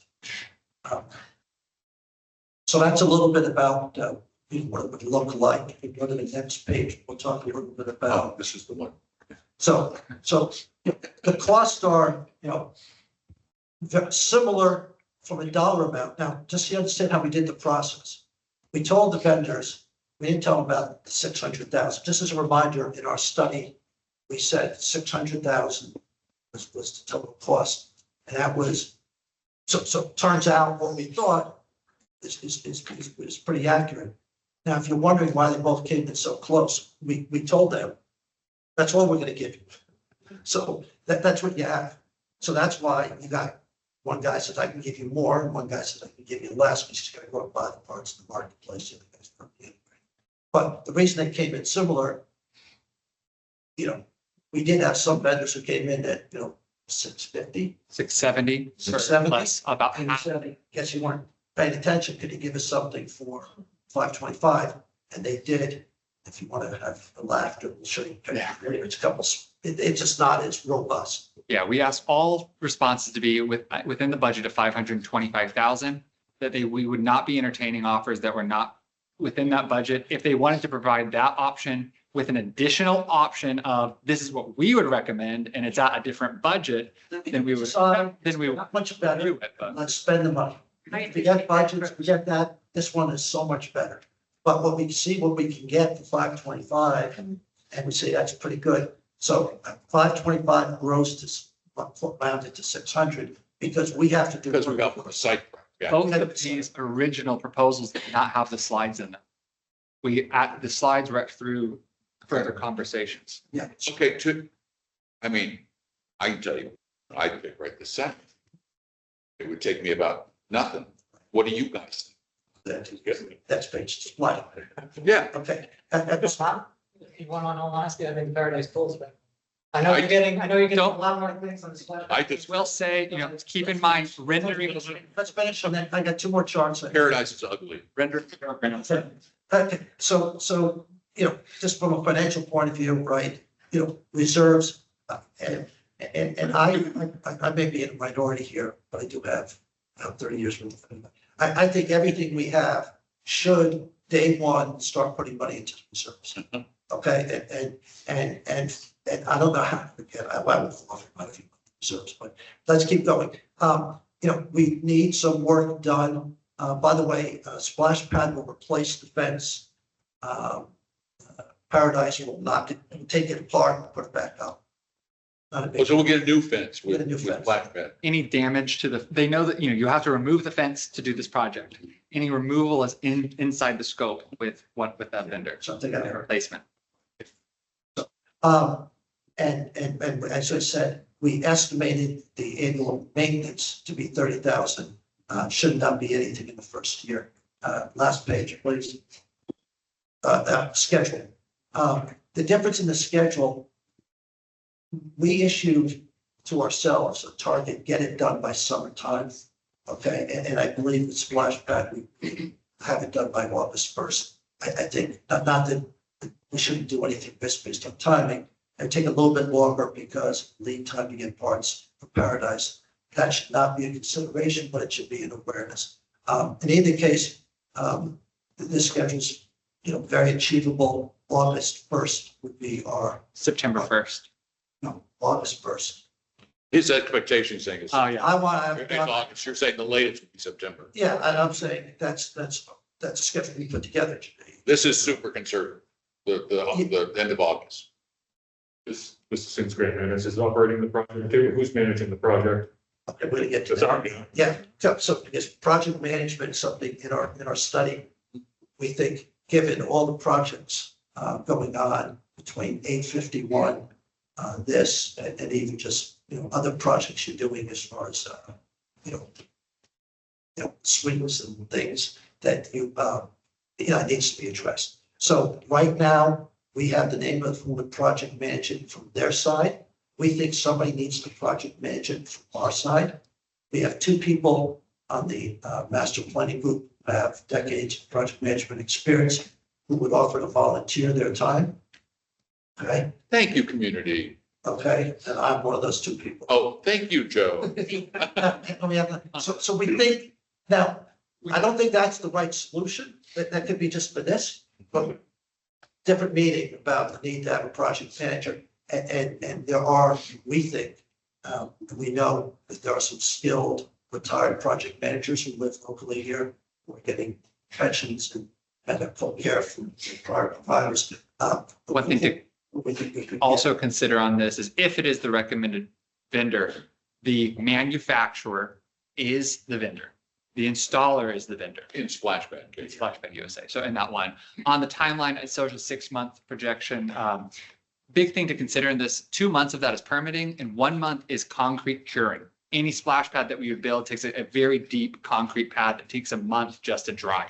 So it's outside of those, it's a 3 month of actual moving pieces.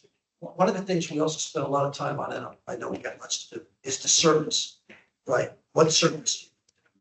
Okay, and none of us are experts on services. We try to become experts. And, just kids, grown up, you hate getting scraped, whatever, but you want to be, a good surface that sticks, slide. And we went through all that, we're comfortable with the surfaces of both vendors. We do like the splash pad as this non-acrylic surface that they put on. The vendor is here in Florida. It's used to deal with hot temperatures, so they don't peel and everything else. So we're very comfortable with that surface because we want it. What I like the best is the soft surface, right? Is this a soft surface? No, because they said, good luck with that. After about 2 years, it gets hard. And then after 3 years, it cracks. After 4 years, you So a lot of money down the road. Yeah, and so I said, yeah, but I don't want to get scrapes. They said, well, the surface is, it's not soft, but it's not quite as harsh as you think. And kids don't break that easily. It's us that break easily. And you are not blaming the splash pad, don't you? There's no age limit. Oh, really? Last, now we're gonna get to recommendation.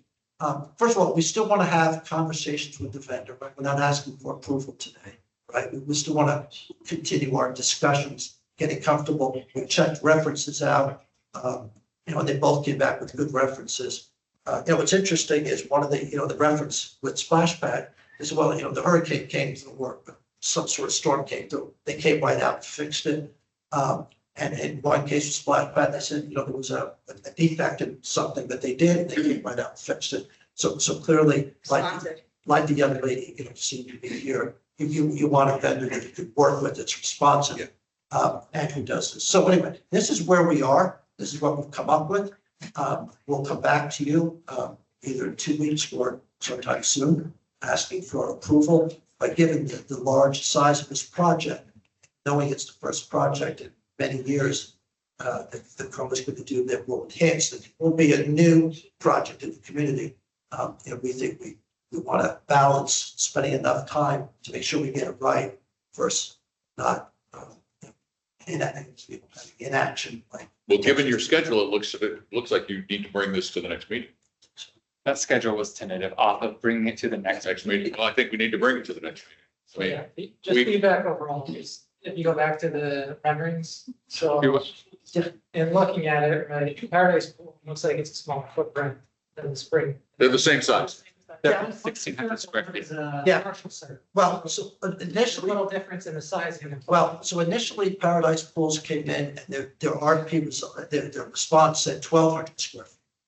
Then we went back and said, give us the, so forget the picture. Go back to the picture. I just- Yeah. About, It would appear to be, but Go to the next slide. where it comes up. so, Oh, he's saying that their original was a 12. yeah, but let me ask you a question. both of these, if you use, so I mean, like I said, rendering programs are rendering programs. So they look different, but those are all just renderings, right? But if you look at Paradise Pools, you see our current fence line. That gray area is our current concrete that both plan to use the current concrete base outside of the wet pads themselves. The blue section on each is each 1,600 square feet. They know this one is going to be a little shaped differently, but they're both relatively, the spat, The one on the right pretty much goes out to the fence. no, they each have a barrier around them about 3. So you're saying these are not photographic? These are Well, they're rendered. not, the two pictures, the two pictures are not done to scale. Okay. the That is left versus correct. the right, and the right should have the gray, it shouldn't be green, because the gray on the left is the same barrier that's on the right. Yes, Yeah. this one is missing the kind of the. Okay, so what you're saying is we bring that little circle down to fit it. The blue circles are the same size, and the barrier is the same size, and the fence, is the same. And then just overall, Splash Pad USA, I like the slide that looks much better than the Paradise Pool. But the feeling I have with Paradise Pool, and maybe Splash Pads could do this, is that almost looks like a splash pad playground and how things are set up around versus splash pad, you pretty much have a line to have fun, and then you just have all the sprayers around. So I feel like it's just gonna be a consolidation of kids right in the middle, not playing around the whole thing. You're looking at beyond just that, you're looking at the competencies of the group, you're looking at how they can install it, their project management approach, it's more than just actual kind of design. Right. So that's what you're looking at. But, You can't place the sprayers and the equipment modified. in Absolutely. Discussion. yeah, I was gonna say, so, good point. So if we wanted to, the guys at Splash Pad initially didn't have the slide. Okay, they had, what they had, A big bucket. a big bucket. And the Paradise, this is why it's good to have two vendors. Paradise had the slide. And he said, hey, I like the slide better. So it's Splash Pad. Paradise said, well, the slide's more expensive. I'll give you the same price. So the answer is we could, I think you raised, it, but we could work with the actual design as long as we get. I don't want to cut back on the robustness of the offer. But I understand your point. You're thinking that we go down the slide and Yeah, and again, the conversation is on truly vendors. You guys think Splash Pad USA is superior than Paradise Pool, I'm perfectly on board with you guys there. I think from the design phase of it, I think Splash Pad USA can have some improvements on some of their offerings. So tomorrow we'll go back and we'll do it tomorrow, so, and have that conversation. So, yeah. So what is the, how would we, so what is the recommendation for bringing the Northern Country people on? So what I would recommend doing is at the meeting, later this month. The vice president of operations who's in our contact, he's in Salt Lake. But we would either have him come here physically, which if we could bundle it with them looking, because they've only, So they've both been tentatively told the date of the 26th. yeah, so Have it tentative on their I calendar. think we get Splash Pad to come visit with you, you look them in the eyes, you ask them the hard questions, and if they can't get here in person, we'll do Zoom. I think we tell them we want them here in person. They plan to be in person. So you're not inviting Paradise just for about, so you're basically inviting. Well, Because they're making the recommendation for Splash Pad. it'd be if we don't like Splash Pad, then we can bring Paradise in. The You problem bring is, it back. you bring them both in, Yeah, I don't think that they're bringing them both to the same. I mean, that's cool. Hey, Jacob, can you make sure that Splash Pads gets a copy of our draft of the contract, just so that that's cleared out before that as well? Yeah, good It's idea. already been discussed with them on calls and it was in the RFP, but we will double, triple check that they are aware and we've discussed. Surety bond and liquidated liquidated damages Yeah, have been bond and discussed with liquidated, both. but- They're both looking at liquidated. Nobody likes that. No, and, well, so the Constellation Paradise said, sure. Splash Pad said, hold on, which is Which is good. a good thing. Yes. Yeah, and it was not just a yes. I mean, we had discussions about what these look like in our contracts. Excellent, okay. I think there's value in bringing in both, just so you can talk through the proposals in detail and hear between us. So, but if that's the recommendation. I think it's too confrontational. and We did it with the playground. I know, and I didn't like it. Well, we saw what happened with. I did not like it. I would rather, and you know, now that the difference is we have this group. And this group is doing that interview work in advance of us. We're the final arbiter. And if we don't like the answers, as you say, as Joe said, then we bring somebody else in. And I would just do it when they're here. I would just say, yeah. Flashback, you're here today. We like you the best. But there's the other guy too. So we gotta, there's always a second guy, right? They know there's a second guy. As long as they know there's They know a a second guy. So you better have your A game today because we'll give it to you. But if not, there's another guy. Yeah, I think you look at it as. and this is from a 30-year project manager. So, I also just tend to wanna- take, I just Hello? want to add, that, the way that the master plan committee has done this, it hasn't been the whole master plan committee doing this.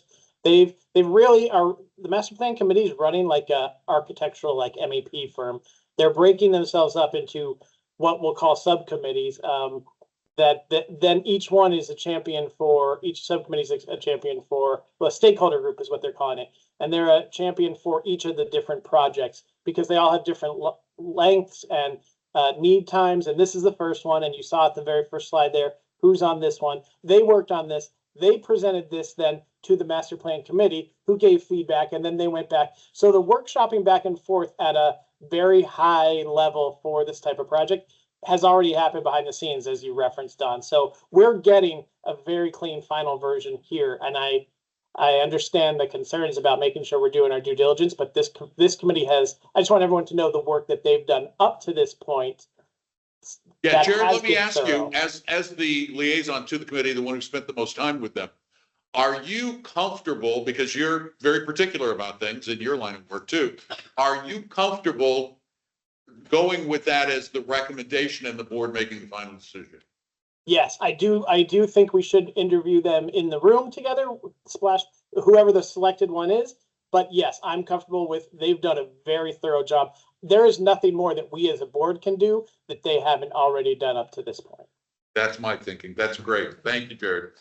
I'm good with bringing Splash Pad USA next. Okay, let's do it. Let's do it our next meeting. Next meeting, and if there's any hesitation, which there could be, it's in person, it's that, then we say, okay, we're gonna go think about it. And, there's nothing wrong with October 1st and we bring the other guy in and we. Good. So You've done a lot of work. So you will give us a structure for what time frame and how we want to do the 10 minutes for interviews? Will you? Yeah. Yeah. Yeah, and along with even potential questions. Perfect, right. But then the good news is we have it on the agenda, so that if we approve it, we can vote on it and get it started. That's good. No delays, because we want it for the summer. We don't want it for the winter. Right, right. Well, okay, Jacob, 3 can you make weeks of sure that winter. this presentation gets posted to the master plan page? Yes, we can do that. Thank you. Thank you so much, Joe. Thank you. Just for Oh, the, thank you. like he said, just for laughs, here were some of the other renderings received.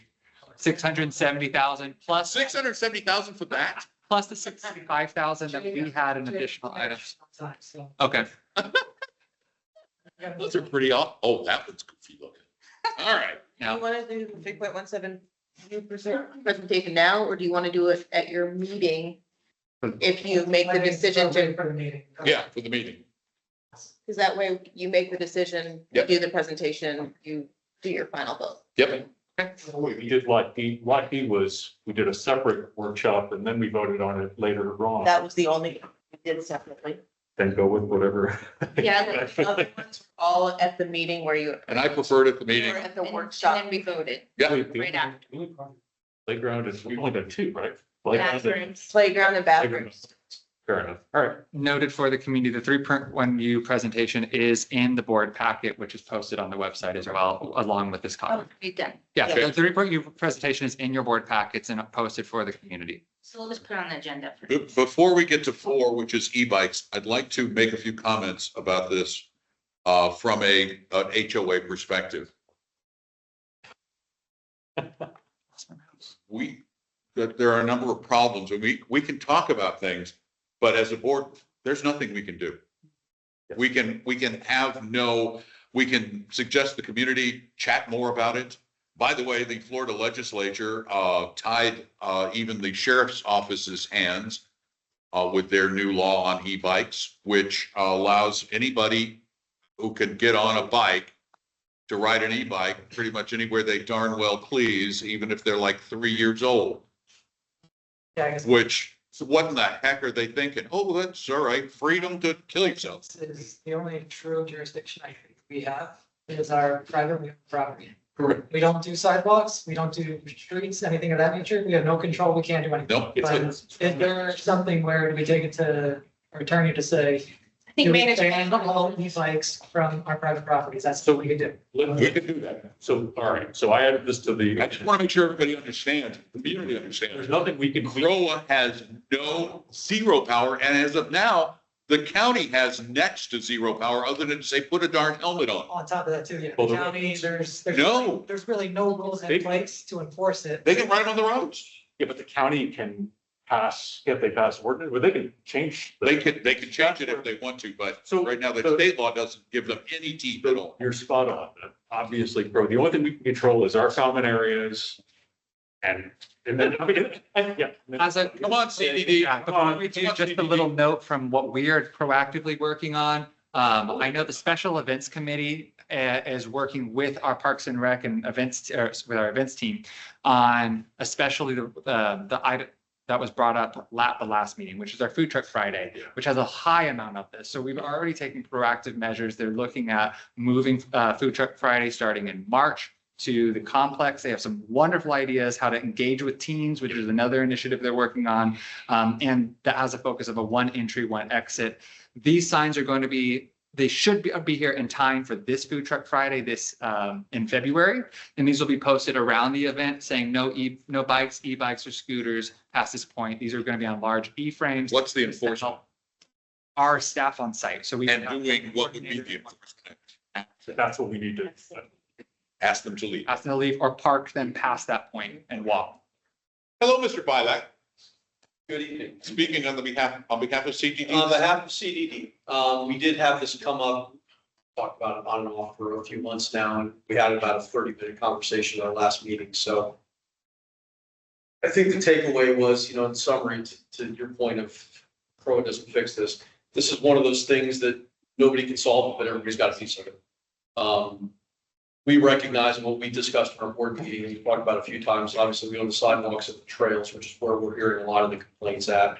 Obviously, the county's got it from a road perspective, and there's safety concerns both ways that we talked about. We tried to get the sheriffs and they didn't really weren't prepared to have the conversation. The due out we had from it is Jack is talking to the sheriff's department, trying to have a meeting. From an enforcement perspective, we recognized really the only things they can enforce right now are existing bike laws. So, hey, if they don't have a helmet, if they're riding recklessly, things like that. There's a lot of gaps in the laws or some, I want to say unenforceable provisions, but from my discussions with the sheriff's department last year was, they can do certain things under power, they can do certain things with their pedaling. Well, how can you tell one versus the other? So it's becoming that kind of an issue. So the due outs we had, Jack is going to talk to them and see if he can get some additional desire to enforce. Really what it's going to come down to, and they were pretty clear, I don't see the sheriff's department doing much in the town. The sergeant said this, short of us paying for the details to do it. They don't have the manpower to go out there busy solving robberies down 192. So my comment in the board meeting was if we can get to a point where there's a consistent and clean enforceable something, what's the something? I would support, and I said this at our meeting, taking, the details that we do taking for a 30-day period and saying, hey, for 30 days, I just want to see nothing but bike safety enforcement as opposed to the other stuff. But we don't have a clean, hey, here's what we'd like you to do yet. So part of the conversation I've started with is the 3 principles. So I already talked to one tonight, I talked to one a couple nights ago, and the third one, Island Village, I believe just A5, which really doesn't have this issue. It's really a little bit the high school, mostly the K8. I was just gonna say it's mostly the K, because It's mostly the K, it's just age group and just is what it is. Is the school resource officer able to do anything about the enforceable part of it, which is helmets? For sure, you can. I mean, they're. No, I mean, but could they be encouraged by the community to, after school, go out there as the bikes are coming out and go, you're not riding that. You got no helmet. I'm gonna let the principal speak on that one, because the SRO needs to stay committed to overall school safety, so even when it comes to traffic direction. So we'd still have to probably. My understanding is they won't go out like when they shut down Mulberry. He'll put his car out there, but then he goes back inside because he needs to be, as a resource officer, committed to the safety of the school, not just a target thing. So, but I have had some conversations and I've thrown some ideas their way. They're gonna go chat a little bit internally with the district and all that, just as far as how much they can enforce if we were to hypothetically put a rule in place that said, you know, we're banning them from the sidewalks, we're not banning them from the sidewalks, but we are gonna put safety measures in place. Just to what degree will the school be able to do things kind of in partnership with us? And then taking that back to the sheriff's department to see what would they be able to enforce, even to pay for the details. Specifically on the side, I agree with you. I mean, there's certainly something there to play for the county, but they only own the roads. So, you know, from pushing all the bikes from the sidewalks into the roads, I'd want them to know that. We don't need them to do an ordinance on that. We would just do a CDD ordinance saying you can't ride on the sidewalks. Does the county need to be a part of that? Not really. I just need enforcement on it. I was gonna say, how does the CDD enforce that? We would have to get the sheriff's office. Right. Yeah, for sure. So we're, I don't want to say early in the conversation because we've been trying to figure out exactly what to do for a while, but I mean, we are getting more robust in the conversation, let's say that. Would welcome you guys being a part of it. I did email Lauren and Don you a couple weeks ago as far as the meetings with the principals. Certainly bring you guys in there, but I mean, I would say we need to keep talking because I don't think that CROA doesn't have a role in here. So if it's nothing more than communication and helping to message it, you guys have a role here. Yes, I get calls and I imagine people are asking us to do something about it. People are- We get frequent calls. So there is value. in- And email. Yeah. The current option really right now, that the school can pretty much strip kids from riding bikes to school. And if reckless driving is all that we can have, if there's documentation of someone reckless driving that gets sent to the school and the school says, so-and-so, you're not allowed to bring your bike to campus. So that's exactly, so in a clean cut answer, what I've gotten from the principals is, hey, if it happens on school property, no issue. They can do that right there and say, you're not allowed to ride to school or whatever they feel is appropriate. The problem becomes if it happens off of school property, how are they getting notified? And that was the question I put to them. Hey, if the sheriff's office wrote them a warning ticket and then the sheriffs knew that, hey, any bike violation, bring back to the SRO so we can identify those kids. So that then the principal could say, okay, you were identified in the neighborhoods going to school riding unsafely. Therefore, we're not going to allow you to come to school for 2 weeks with a bike. That's the question I posed to them. They're kind of chewing. I would look at, the question for the school would be, for the bus route that goes through Celebration, that should be considered school property extension. They should enforce that. So that's right. The bus is going on there, they're responsibility too. That the principals are confined within the. And again, I do want to be, I know that as CROA, we like to feel like we're all powerful. But we're really just an HOA. And I know people are clamoring for us to be their voice in the community. Everybody really, we all have voices and the county's not going to listen any more to our voice really than they are to their voices. The reason why I put this on the agenda was not to say that CROA has 100% obligation to solve e-bikes. It was more so that the community knows that it is on our radar. We're not going to solve it and we need to start the conversations. We started. Yes, sir. Is there any way that CROA, the same way as we get our parking sticker going on windscreen, is there any way that CROA could do something like that with people with e-bikes with their children?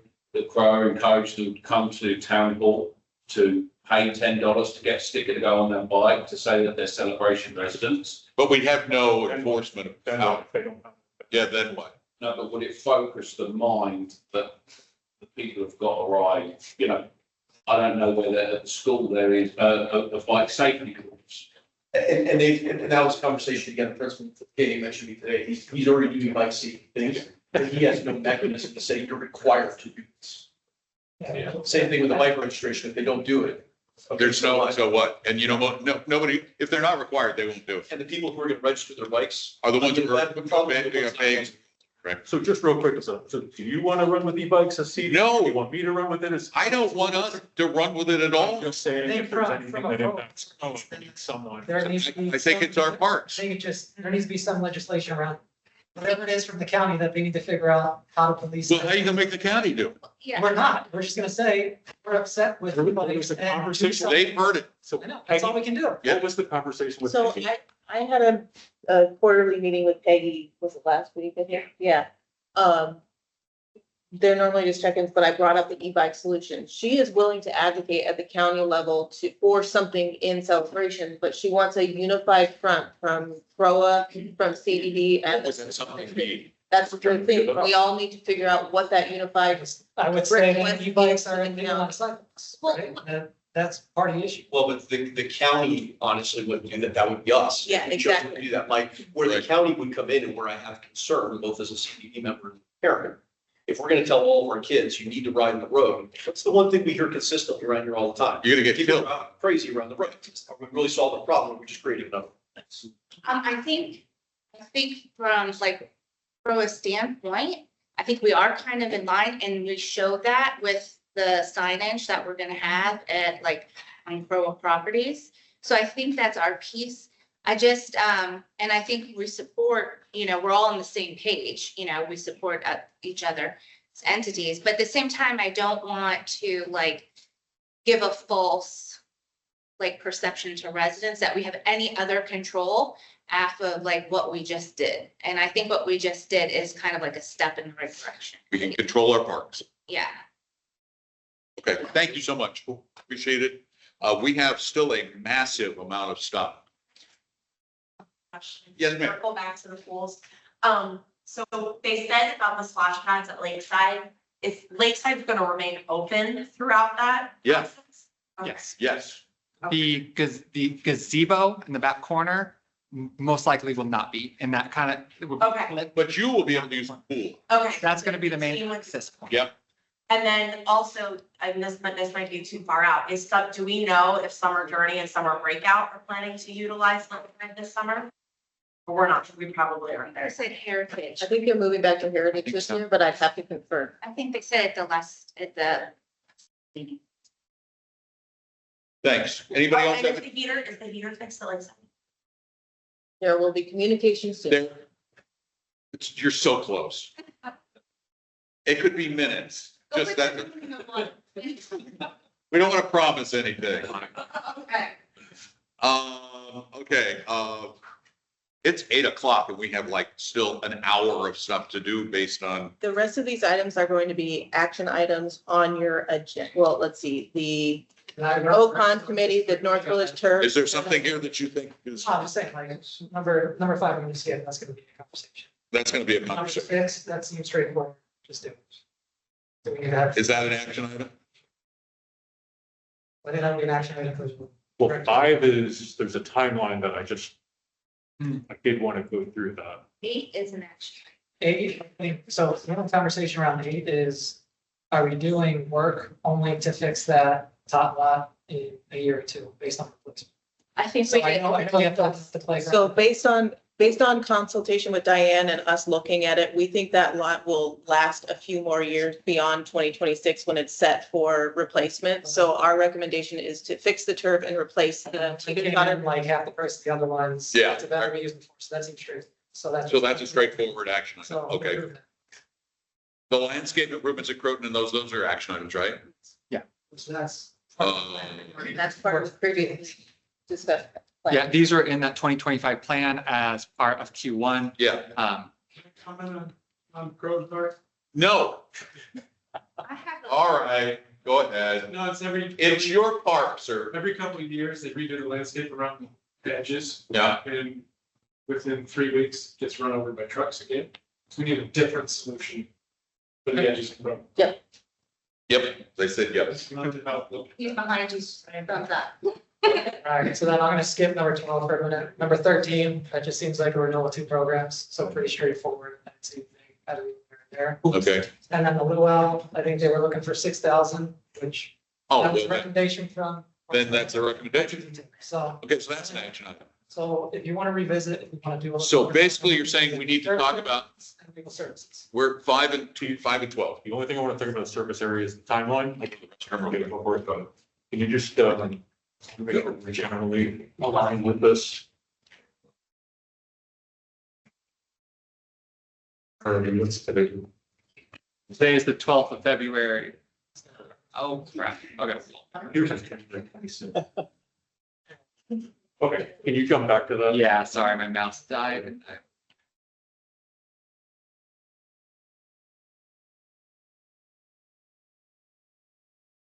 So we had our service area town hall 2 weeks ago and it was a spirited discussion. I got some good feedback from it. I think we'll talk about that later. Some things went well, some things we definitely want to improve on. This is what I put together as a timeline for how we move forward. So I know Smithy had sent over some feedback. We got a little bit of feedback, I think, from a few others, but I think at this point, we need to get this out to the service areas. So if you can scroll up. So Charles, how about discussion item for the board meeting later this month? Is that appropriate for this or? The goal for this is February 14th, where we kind of need to make a decision now. So that was, Probably an action item with some. I mean, I wanted this as an action item today, but if we can just generally go around the table and nod our heads. So the goal was to get the final revisions. Smithy was really the one who sent over a lot of feedback. I saw you incorporated some of it, sent it back. Get that out to them, incorporate it. February 19th, we send it out to them for comments. February 26th, feedback due. March 5th, the final PIP sent to them for approval. The problem, I think, is we can't have 14 different performance plans. They're gonna have to either opt in or opt out. So it's not gonna be a perfect plan. The decision at that point is you either want to participate or you don't. Because there have been a lot of comments, I want this, I want that. We can't do 14 different plans. We have to kind of find that commonality and then either opt in or opt out. So that's what I have out there. So then it'll be an action item for the board directors meeting, and we have 2 weeks to fine tune it to get there. Well, As far as feedback from services, So that will be the 26th. 26, which is our next meeting. Okay. 60 days to implement. The one thing to think about too is the survey to the service areas to assess progress. We were talking about doing a town hall 6 months after the one we just held. That's good. What do we vote at February 26th? Feedback, that's not a voting item. Feedback from service areas. No, feedback from service, that's when it's due, I assume that's what. But your, There is no action. your meeting is the 26th. If there's no action item, there is no act. I'm just trying to generally gain consensus that this is okay. You're generally gaining consensus that. Yeah, just the time. Yeah, that March workshop is the 3-5 kind of, and that would be the bringing the final version here for blessing. Okay. That seems So then reasonable. throw it as a discussion item for the. Yeah, that seems very reasonable time. Sure, it's progressing appropriately. And it's nice to have a time. All right, then legal services RFP, this is yours, Jared. Okay. Okay, So based on the prior legal services RFP, I was looking at one of the law firms that applied that does, that we have already with CROA that's working on our letters. Collections. And I was looking at their qualifications, and my question, I guess, is to you to see if it's even possible. And then so I would ask the board their thoughts. Are we able to have a second service agreement with a second law firm? Yeah, so when you enter in a service, the service agreement that you have with Larson Slayton is that you prepay for X number of hours of these particular services, and they're guaranteeing you a discounted rate on their hourly rate for anything beyond that. That doesn't prevent you from going to any other firm for anything else. For example, Beckler and Associates is handling the Spring Lake Townhome construction defect claim. R.S. Bosinger does the collections for CROA. I will say I've asked Carlos Arias a question on something that I got from a different attorney, just to bounce it off of him and just make sure that he was in agreement with that statement as well. The reason why I ask is, I would be curious if like the board was open to expanding, their scope. And to see like if we could get some sort of like rate finalized, if we want to use them for certain things like demand letters. I noticed that is an area where I feel like they could probably add more, experience and maybe get some movement on some of these things that we're still like waiting on responses from. And, or even like legal opinions. So the fact that it's possible, I appreciate that. And then I guess it would be up to the board if that's something that they want. Yeah, and it sounds to me like it's something that, you know, if we needed a second opinion, we can just as a board say, we want a second opinion from another law firm. The only area where I do think there is value is for CJC purposes, because we're represented by Charlie. Tom represents Canoa. CJC is represented by who? Larson's like, Okay, so that is where I would potentially have a conversation about that. But it's changing primary counsel. So I don't think you're advocating for changing primary counsel. The problem, I have a few things is, have you looked at the cost implications? And I'm not saying that you move to the lowest person, but what are the cost implications of moving to a potentially, with all these demand letters and everything, have you projected that out based on their hourly rate? Because we went through this whole process. Well, I was going, if it was something that the board was interested in, I was going to ask if Lauren could reach out to them and to give us that information. And then I guess the other question is, how do we guarantee, and I'll ask Garrett and you this, how do you guarantee better service? Well, for me, I look at the fact that they have 4 Florida board certified attorneys in their group that specialize in condos and planned urban developments. So having that, I feel like we could maybe get some better expertise in those in certain areas where I've noticed that we have a little bit of a shortfall. How do you guarantee that? I can guarantee it. No, you can't guarantee it. Okay. Back to your, but I do think there is a lot of value in having somebody else represent CJC. That I think is amazing. I think that the other part is something that I don't know if having 2 different law firms, you're gonna have to delineate what each one is doing. My thought was like Lauren would mainly kind of be able to navigate that better. But my emphasis is on like those 2 certain areas where I feel like. Well, because we got an RFP from them already. We went through a very comprehensive. That if for a few extra jobs, if we asked Lauren, I wouldn't be opposed to this, to see what it would cost another firm to represent CJC and what their hourly might be if we need them for something else. For any like certain specific. Like a second opinion or something. If they could cut some sort of a deal. No retainer, but. No retainer, just. We need you, what are your rates? Right, and, well, retain them for CJC. For CROA's behalf. For CROA and CJC. Well, that's a whole different conversation. If you've got now, then you've got Canoa. So. Yeah, boy, now that's a a nightmare. Never mind.